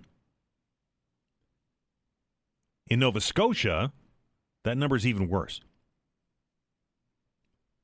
57 young nurses left for every 100 who entered the profession in 2023, a 23% increase over 2014 when the last set of data that we had. It's staggering. Very pleased to welcome into the show today to tell us a little bit about this, more about this study, the communication manager at MEI. That is Samantha Dagres. Samantha, how are you? I'm good. How are you? These numbers are quite shocking. Yeah, they really are. And as you said at the top, in Nova Scotia, we're seeing numbers that are worse than the national average, right? For every 100 new nurses registered, 57 decided not to register in the province. And it's really important to zero in on the young nurses, right? The nurses under 35. And we thought it was important to look at them specifically because that's where we're going to see retention problems, right? Because if you looked at nurses as a whole, many retire, and that wouldn't really give us an insight into what working conditions are like as a young nurse in 2023. And the fact that young nurses are deciding to leave is an indictment of those said working conditions. The mantra here, Samantha, is recruit, right? We need to recruit more doctors. We need to recruit more nurses. And these numbers, to me, show that just, opening up the pipeline of new nurses into the system isn't getting the affected goal. No, provinces across the country have focused on recruitment, which is a good effort. We need more nurses. But if you look at that ratio between new nurses entering and new nurses leaving, we see that new nurses entering are pretty high.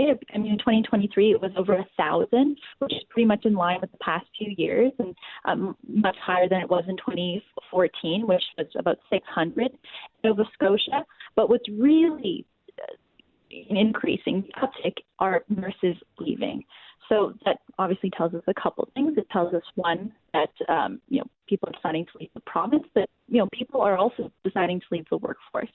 In the latest Canadian Nurses Survey, which is a survey they do annually, nurses actually told us that a lot of it has to do with working involuntary overtime. And if you're 35 and, over 90% of nurses are women, maybe you have a family, you're starting a family, it's completely unsustainable to ask them to have little control over their schedule and their lives, right? We have 25% of nurses saying that they're showing clinical signs of burning out. 20% are considering leaving the job. 10% are considering leaving nursing altogether.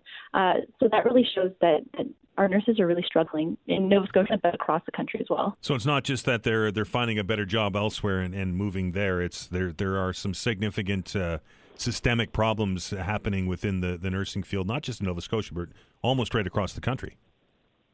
Well, yeah, and you compare that to British Columbia. So British Columbia has the best retention rate. So of every 100 new nurses registered in 2023, only 27 decided not to re-register, which is a 50% improvement over the decade.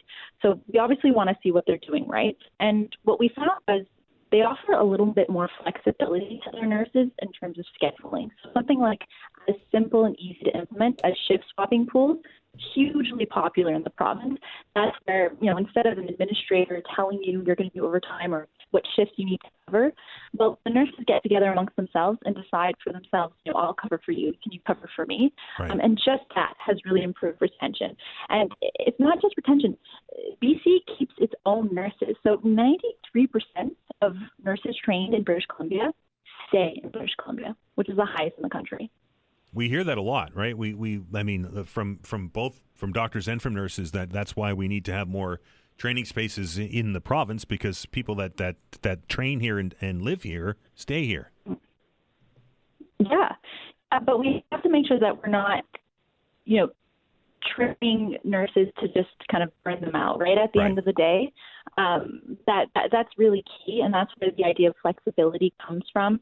Also, I feel like we've been talking for a decade about how to make it easier for internationally trained nurses to work in Canada. New Brunswick just signed a memorandum of understanding with Indonesia to have their nurses be expedited into the system.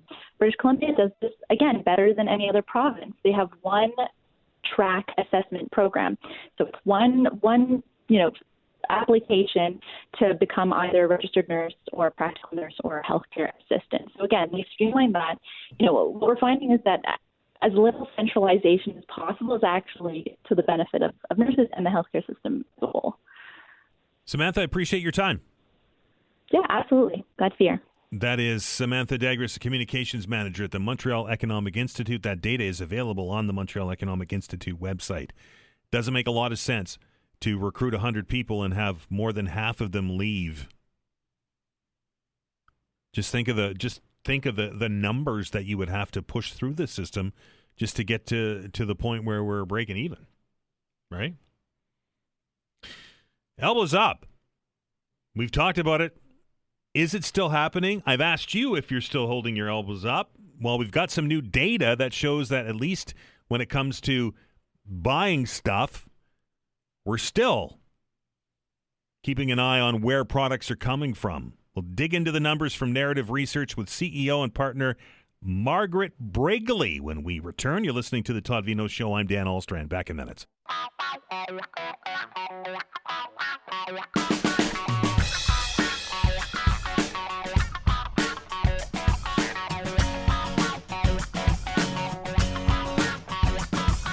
So I think we've been talking about this Elbows Up campaign and buying stuff as if your country depended on it for almost a year now. And we've had discussions on it many times on this program. Some of you very adamant in your ways that you're still not trying to avoid buying American products and you're still trying to shop Canadian, still trying to shop local. Others of you, this very day, we had a conversation. People said, "Oh no, that's not going to last long. They'll be flocking back across the border in no time." It's just the way it is. But now we have some actual data that can back up some of these arguments. And normally when we talk about data on this program, we reach out to our next guest, and that's Margaret Brigley over at Narrative Research. Margaret, how are you? Great. Good to chat with you, Dan. I guess this is a topic that I know that is very close to the heart of many of our listeners out there, and that's this Buy Canadian sentiment. Mm-hmm. And certainly since January, the Buy Canadian movement has been extraordinarily strong. We've been tracking a lot of perceptions over time, and we've really been watching because many times trends fade with time, but what we're seeing is that the Buy Canadian sentiment it's sticking. It's clearly enduring. It's not often that a consumer-driven initiative forces change, and the reason why I say that is was very quickly into this Buy Canadian campaign. We saw the major grocery stores react. Right, started putting flags out. They started putting flags on Canadian products. And they're there today. Yeah, and what's really interesting in our latest national study, we have some evidence that really shows how most Canadians, are really prepared to put money behind that whole Buy Canadian sentiment. So what we asked them is, hypothetically, assume you've got a basket of groceries. And we wanted to know if they would choose groceries that cost $120 with the assurance that the food was entirely from farms in Canada, or would they prefer to buy those same groceries for $100, knowing that the food was entirely from farms in the United States? So they had to choose. And what we saw resoundingly is that Canadians say they would pick the more expensive basket. 76% of Canadians, they told us that they would pay that premium, that $20 premium, to ensure they had Canadian products in their basket. That's the biggest complaint that I get from people at the grocery store is that they say, well, Dan, I try to shop Canadian. I try to buy Canadian products, but sometimes they're more expensive, and we're in tough times, right? Yeah, for sure. And we even pushed it a little bit further, Dan. What we did is we said, okay, those that said I'm willing to pay that $20 premium, we said, okay, what if that basket of Canadian goods was $140? Compared with $100 for products from the United States. What would you do then? And once again, we saw that the majority, 70% of those folks, said they would pay that increased premium for Canadian products. And what's so remarkable here is that across the country, results were incredibly consistent. It didn't matter which region you were in, And surprisingly, for me personally, it was consistent regardless of household income. So even those who were less likely to be able to afford it, they still had that same resilience or commitment. Did you break this poll down by region, or is it just a We national? did, yes. How do we do here in Atlantic Canada? Well, interestingly, it was strong across the country, but think of that $20 premium. I had mentioned 76% of Canadians said, yes, I would pay that $20 premium. In Atlantic Canada, it was 82%. Wow. So we actually had the highest across the country, but they were all very similar, whether it be 77%, 76, 82 was the highest here in our region. Don't normally see that, right? We don't normally see consensus on much across the country, never mind this. No, that's right. And Dan, we know, we've been tracking this very closely. We know how concerned consumers are about day-to-day expenses and the cost of living right now. So I think it really sends a very strong message that, as I mentioned earlier, some trends fade with time, but that whole buy Canadian sentiment is sticking. It's quite shocking that a good chunk of the respondents to your survey, Margaret, would spend 40% more just to ensure that it came from Canada. That's right. It's wild. That would truly be elbows up. Yeah. Appreciate it. Okay. Thank you very much. For the chat. That is Margaret Brigley from Narrative Research. Those numbers kind of reinforce some of the discussion points that we've had here on the show, doesn't it, right? Some of you say that the elbows up is just not happening anymore. It's elbows down and it's just back to normal. But this data certainly is not showing that, particularly at the grocery store. And in today's world, just think about it. In today's world, we are trained to look for the lowest price possible, right? And by necessity, I think, more than anything else. When you go to the grocery store, you look to see what the cheapest thing is that in the product area that you're looking, and you sometimes you'll buy that. Most of the time you'll buy that. That's the way I shop. But since January, I've been reading labels.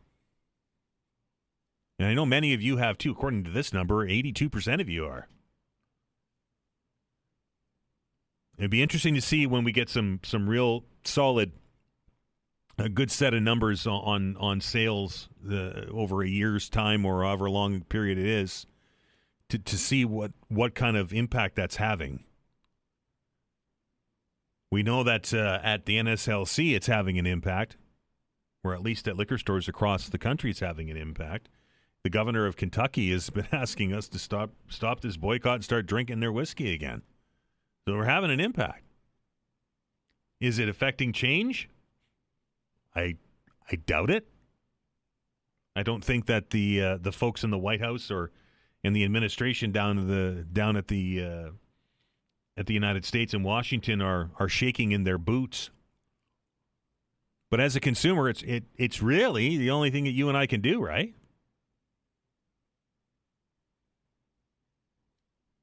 We can't affect any kind of change on a government in a country that we don't live in.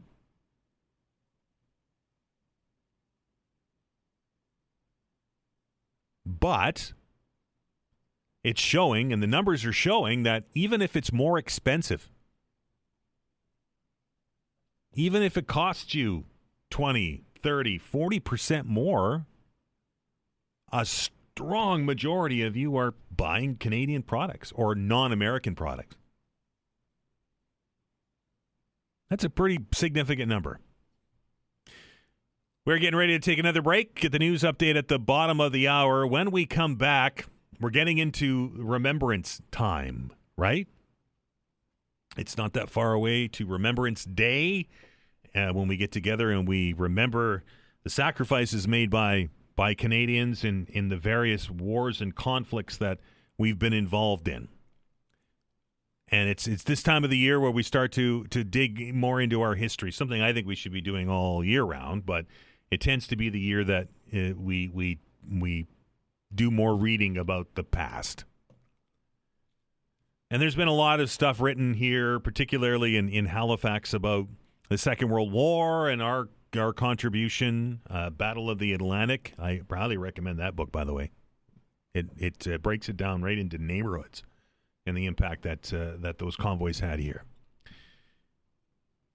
But it's probably not by anybody's fault. It's just that the Great War, the First World War, is fading from memory because it was so long ago, right? 1914 was a long time ago, and we forget some of the contributions that Canadians made. Nevertheless, Maritimers made in that war. It was just an absolute. Just an awful conflict with such large numbers of loss of life. But Nova Scotians and Atlantic Canadians had some significant say in that outcome of that war. And there's a new book out there. I'm almost all the way through it. It's written by a longtime friend of this show. That's Ken Hynes.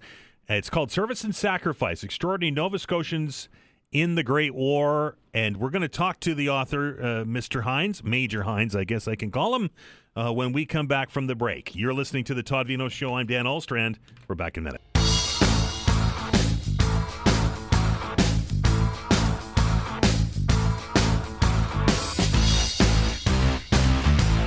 Welcome back.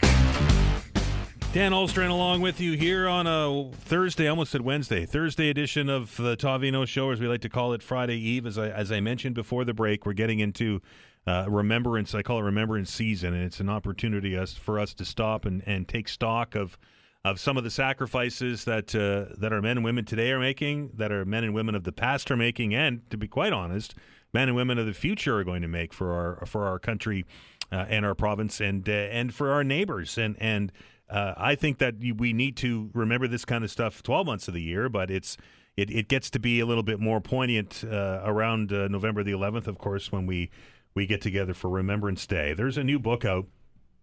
I mentioned it earlier that I'm almost all the way through, and it is written by my next guest, who we have spoken to from a different role when he was over at the Army Museum, and his name is Major Ken Hynes, and he is in the studio with me. Welcome to the studio, sir. Well, thanks very much for having me this morning.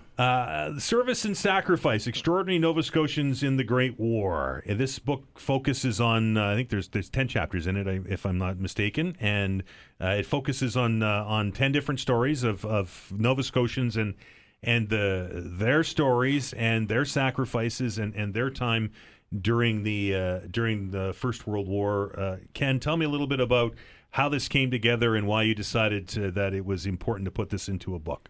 Well, I spent nearly 10 years as the curator of the Army Museum, and every day I was there, I came into contact with the artifacts of people's lives and their stories. And in 2014, we redeveloped the museum and created a world-class First World War exhibit there. And I spent so much time researching the people who served our country at that time. And I said at some point in the future, it would be nice to try to document some of these stories, not so much for telling the tales of yet more battles and the tactics and the strategies and so on, but of the people themselves, the impact that war has on people, why they joined, what happened to them during their service, and what impact it had on their lives. In fact, some of them, I write about in the books, their lives ended during the war. And so a lot of the journeys in researching and writing the stories were quite emotional. And one of the stories I selected was, my own grandfather's story, because I learned so much from him as a young boy, and he was really a catalyst for me joining the Army in the first place. So if not him, who? And so that's why he appears as one of the stories in the book. But it's a very diverse group of individuals from all backgrounds, and nursing sisters, black soldiers, Indigenous soldiers, and the stories are quite astounding. And the survival of some of the individuals in these stories is miraculous, to be blunt. I haven't gotten all the way through it, as I mentioned, but Chapter 6 is the story of Michael McDougall, and that one, for whatever reason, resonated very deeply with me. Tell me a little bit about that story. Well, Michael McDougall was a piper with the 25th Battalion, Nova Scotia Rifles, and he was one of the original members of that battalion. When they sailed overseas on the 20th of May, 1915, he was on board HMTS Saxonia, the troop ship, and he didn't return until the end of the war with the battalion in 1919. So he was gone for 4 years. Right, long time. And in fact, what makes it even more miraculous about his story is that he was one of the very few original members who survived the war. There was, I think, I haven't looked at the chapter lately, but I think there was 90-odd original members who joined the battalion in 1915 and were still alive or uninjured when they returned home aboard the Olympic, I think it was, when they returned home to Halifax at the end of the war. The role of a piper during the First World War, it was actually twofold. When they weren't playing the pipes, they were doing other tasks for the battalion, running messages, filling sandbags, delivering ammunition, acting as messengers, and recovering the wounded from the battlefield. But many of them played their fellow comrades over the top when they went into the attack, and it's miraculous that not more of them were killed, although great numbers of them did die in both Scottish regiments and in Canadian regiments Raises a during lot the of war. attention on oneself when you're doing that, right? I mean, I get the battlefield's a loud place, but those pipes kind of cut through everything. Well, it's one can only put yourself in another person's shoes from your own point of view, but it's it'd be hard for me to do that in the case of a piper. The sheer guts required to play the bagpipes on the battlefield and lead in a leading wave of soldiers going towards the enemy, surrounded by machine gun fire and exploding artillery shells. It's very difficult to put that into words. Right, and I haven't met a piper yet that doesn't have some strong intestinal fortitude, I will say. Right. Right? You toured some of the battlefields in preparation. Tell me about that experience, and I've not done it. I want to do it, and everybody that I've spoken to say it's awe-inspiring. Well, I really think that it would be great if every Canadian could, at least once in their life, travel to Belgium, Flanders, France, and stand on the ground that their ancestors may have trod during the Great War and the Second World War and so on. There's a gravity to that experience, and there's a weight of history there.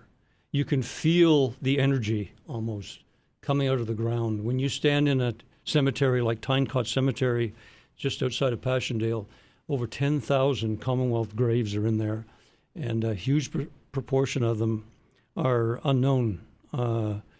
There's a Nova Scotian Victoria Cross recipient there, James Peter Robertson. I had the honor to stand at his grave a few years ago and reflect on his service. But the numbers are astounding. There's no question of it.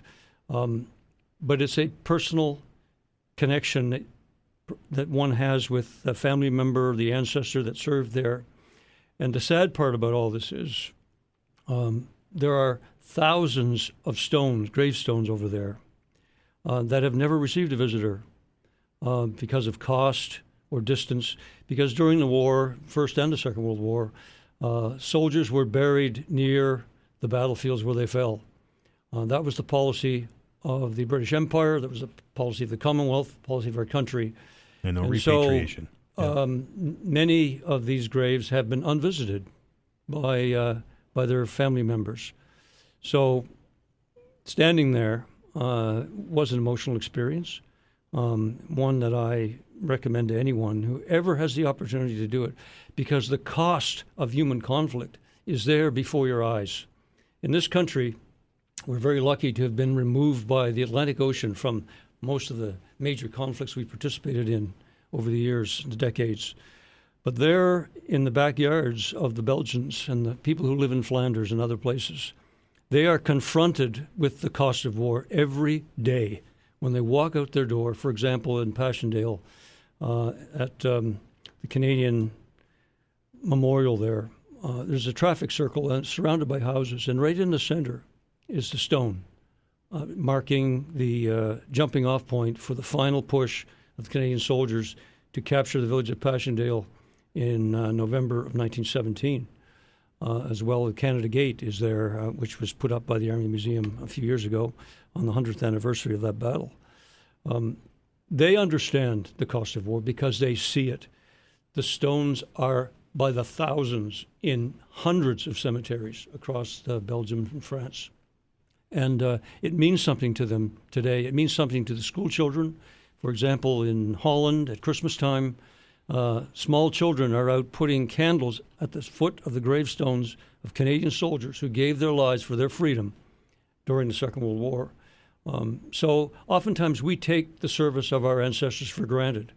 But if not for that service and their sacrifice, we would not be sitting here today with the luxury to tell the stories and to hopefully learn something from their service and their sacrifice. Service and Sacrifice, Extraordinary Nova Scotians in the Great War. Major Hynes, a fantastic read. I appreciate you writing this book, and I look forward to finishing it. I'm assuming it's available everywhere? It is. It's in all bookstores across the Maritimes, and online you can order it. Please do. Appreciate your time. Thanks for coming in. You're quite welcome. It's a pleasure. That is Major Ken Hynes, the author of Service and Sacrifice. It's a really good read. It really is, and a lot of stories that you probably haven't heard before, and it will sit with you after you read it. I can tell you that much. We're going to stop and take another break. We're going to continue in the literary world. The AfterWords Literary Festival has announced its full program for its 7th. It's been 7 years. Can you believe that? We'll dig into it with Stephanie Domet, the co-founder and co-executive director of the festival, coming to the studio right after the break.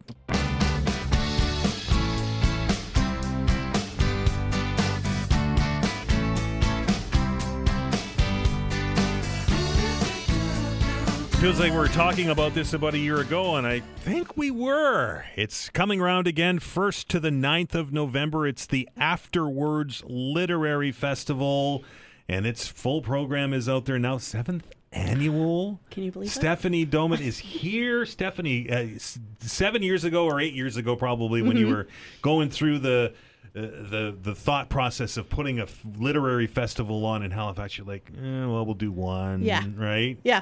And this is now your 7th and go-around. This is our 7th annual. Cool. Kept it alive in those early pandemic years online. Kept it alive through Hurricane Fiona, which welcomed us back to in-person programming in 2022. And sailing into year 7. It feels unbelievable. Tell us what, for those of that aren't familiar with AfterWords, what is it? Yeah, AfterWords is an annual opportunity for writers and readers to meet in Halifax. So every fall, Ryan Turner, my colleague, and I assemble a gang of about 50 writers from across Canada and beyond, and we bring them all to Halifax, and we put them on stages in front of the public, doing all kinds of things, reading from their work, talking about their ideas, having brunch while they read from their work and talk about their ideas. We do an annual kind of mid-festival party at Cafe Lara, where you get to hear 5 or 6 different writers reading. We do a day for kids at Central Library that is, I think, the most fun you can have in Halifax on a Saturday afternoon. We do a little bit of, and that is saying something. We do a little bit at the Black Cultural Center. We go to Millbrook Cultural Center. We do some daytime stuff. We do some nighttime stuff. We're trying to make it a festival for anyone who wants to come to it, anyone who's interested in books, in writing, in ideas. You don't have to be a reader to get something out of coming to AfterWords. Right. You don't have to read all the books in advance. The writers are going to read them to you. I've always find that to be just fascinating, because it's often, and I didn't ask Ken because we've known Ken for a long time, but I often ask writers, the genesis of why they've decided to do that, and the process to bring a thought to a print form. And a lot of them relate to me that their books are almost like their children, right? Yes. You spend so much time with these things. And then to have them read it as they envisioned it to be read, because as a reader myself, you get different connotations and different, but it brings the book to life, does it not? It's always different. Sometimes I'm reading something on my own and I think, I don't think I like this. I don't think I'm picking up what this particular writer is laying down. But then if I get a chance to hear them read it, And to hear them talk about the ideas that were pushing them to the page, it gives me this other window into the work and a way to enjoy it that maybe wasn't accessible to me before. And I've been fascinated by that, my whole life as a reader. That's been my experience. I'll read something and think, I don't know about this. And then to hear the writer read it, it does take it to that next level for you. Yeah. You kind of get it when they read it. And you may have already answered this question, Stephanie, but is this a festival for writers? Is this a festival for readers? Is this a festival for everybody? Yes. It is for writers. It is for readers. It is for everybody. Sometimes, we talk about the festival and people say, oh, well, I'm not a writer, so that's not for me. And it's true. We do cater to writers. We have all kinds of writing workshops and chances for writers to meet each other and be in community. But it is... If it were only for writers, that would be so lonesome for us. Writers need readers. We need people who finish our stories for us by reading them. So it's also for readers. And then it's for people who maybe reading is something that's aspirational. Like I have a giant stack of books, on the little table beside my bed and also on the stairs and also on the coffee table. And my house also, is very much what I mean? that. Yes. It's like that. And I don't get to read even a third of the things I want to read. So going to, and I know I'm not alone in that. So going to a festival like AfterWords lets you encounter those books in a way that doesn't require you to make a bunch of time in your schedule to read them. And even if you're never going to read a book, but you want to hear people talk about ideas, and kind of grapple with the challenges of being human or how we solve problems together, how we use our creativity, you're going to hear all of that at AfterWords. Who's coming? Oh my God, it's so exciting. So many amazing writers are coming. David A. Robertson, who is an Indigenous writer from out west, who we have been longing to bring to Halifax. He has at least 3 new books out this fall. He's an overachiever, and so we're bringing him. Jesse Wente is coming. Brandon Taylor, who's a Booker Prize nominated New York Times bestselling author. We brought him in spring 2024 and we just fell in love with him. And he posted on Instagram about his new book and said, I'm trying to just book a tour where I can play tennis. And I said to Ryan, my colleague who plays tennis, I was like, if you say you'll play tennis with Brandon, I think he'll come back. So he's coming back. We're going to play tennis with Brandon. We're bringing David Bergen and Shawnee Mutu. We're bringing Billy Ray Belcourt and Katharina Vermette, 2 other writers we've been chasing since inception. Andre Alexis is coming. Elamine Abdelmahmoud is coming. Oh my gosh. So many and amazing local writers. David Hubert is going to be there. Danica Roach will be there. It is such a full lineup. We're doing a graphic novels panel with Molly Cronin, Eleanor Hannon, and Veronica Post, who are all local cartoonists. They all have new books out with Conundrum Press, which is based in the Valley, right, which does graphic novels based in the Valley. And we're going to have a little panel with them. Claire Cameron has got when I talk about the lineup, I feel like I can't say enough about it. And always Ryan and I make the festival that we want to go to. It's why we started the festival. We wanted to go to it. It didn't exist, so we made it. So every year I feel very excited about the lineup. And I look at our events and I think, I'd go to that, which is good because I will literally go to all of the events. It is my job. But I am so excited about this year's lineup. And it's a festival for all ages. You mentioned kids, but there's something in here for, and I know it's cliche, but there's something in here for just about everybody. We try to make it that way. And we do some daytime programming. We're hearing more and more from our audience that they want some of that, weekday daytime programming for people who might find it a little tough to get out in the evening, but they still want to experience the festival. So we have some programming at the Carlton in the afternoon on Thursday and Friday and Saturday and both Sundays, actually, of the festival. And we're live streaming. So our other venue, one of our other venues is the Bus Stop Theater, and they offer live streaming as part of their package there, consistently excellent Bus Stop Theater. So we'll be live streaming for free our programming on Thursday night, Friday night, Saturday night, and Sunday night. So if getting out in the evening just isn't possible for you, get cozy at home, put the kids to bed, and then hop on the live stream and just watch David Bergen and Shawnee Mutu in conversation, or that graphic novelist panel I mentioned, or Katharina Vermette and Billy Ray Belcourt talking to Sue Goyette, or Terry O'Reilly who does the excellent CBC radio program, The Age of Persuasion. Persuasion, yes. He's got absolutely. a new book. He's coming, and I get to interview him on Sunday night. Yeah, I'm pretty stoked. That'd be fun. Mm-hmm. There is 9 days of things.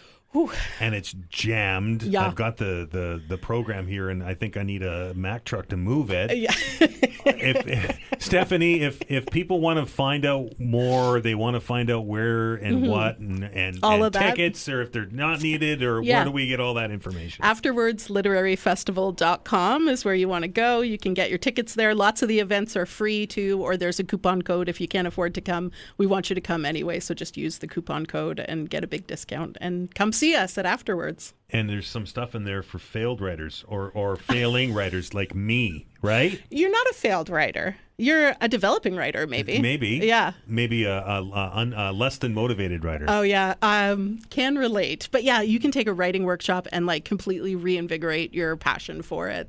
Just learn from one of the amazing writers who are coming and just get back in touch with that part of yourself. Well, I'll tell you what, if the festival is half as enthusiastic about it as you are, Stephanie, I think it's going to be a fantastic time. Again, all that information available online. Stephanie, we wish you the very best. I know it's going to be a busy 9 days. Yeah. But it's going to be worth it, and bringing some fantastic talent to the city, and maybe inspiring that next bestseller, right? That's right. Thank you so much for having me. I appreciate you spending some time with us. That's Stephanie Domet, co-founder, co-executive director, AfterWords Literary Festival, right around the corner, folks. And it's really fun. I went to it a couple years ago and did a couple of the events, and a couple of the readings are just mind-blowing. It really is. It totally changes even a book that you've read and you think you've got it figured out, and you listen to the author, maybe I didn't have it all figured out. So it gives everything a completely new perspective. Thank you to all of our guests, including Stephanie, for spending some time with us today. We had a busy show, holy smokes. And imparting their knowledge upon us. You certainly broaden my horizons when you do that. Thank you to all of you that picked up the phone, dialed the numbers, and joined the open hour. You truly make my day when you do it. Tomorrow is the fabulous Friday edition. I hope you can spend some time with us. Until then, everybody, be well and be kind to one another.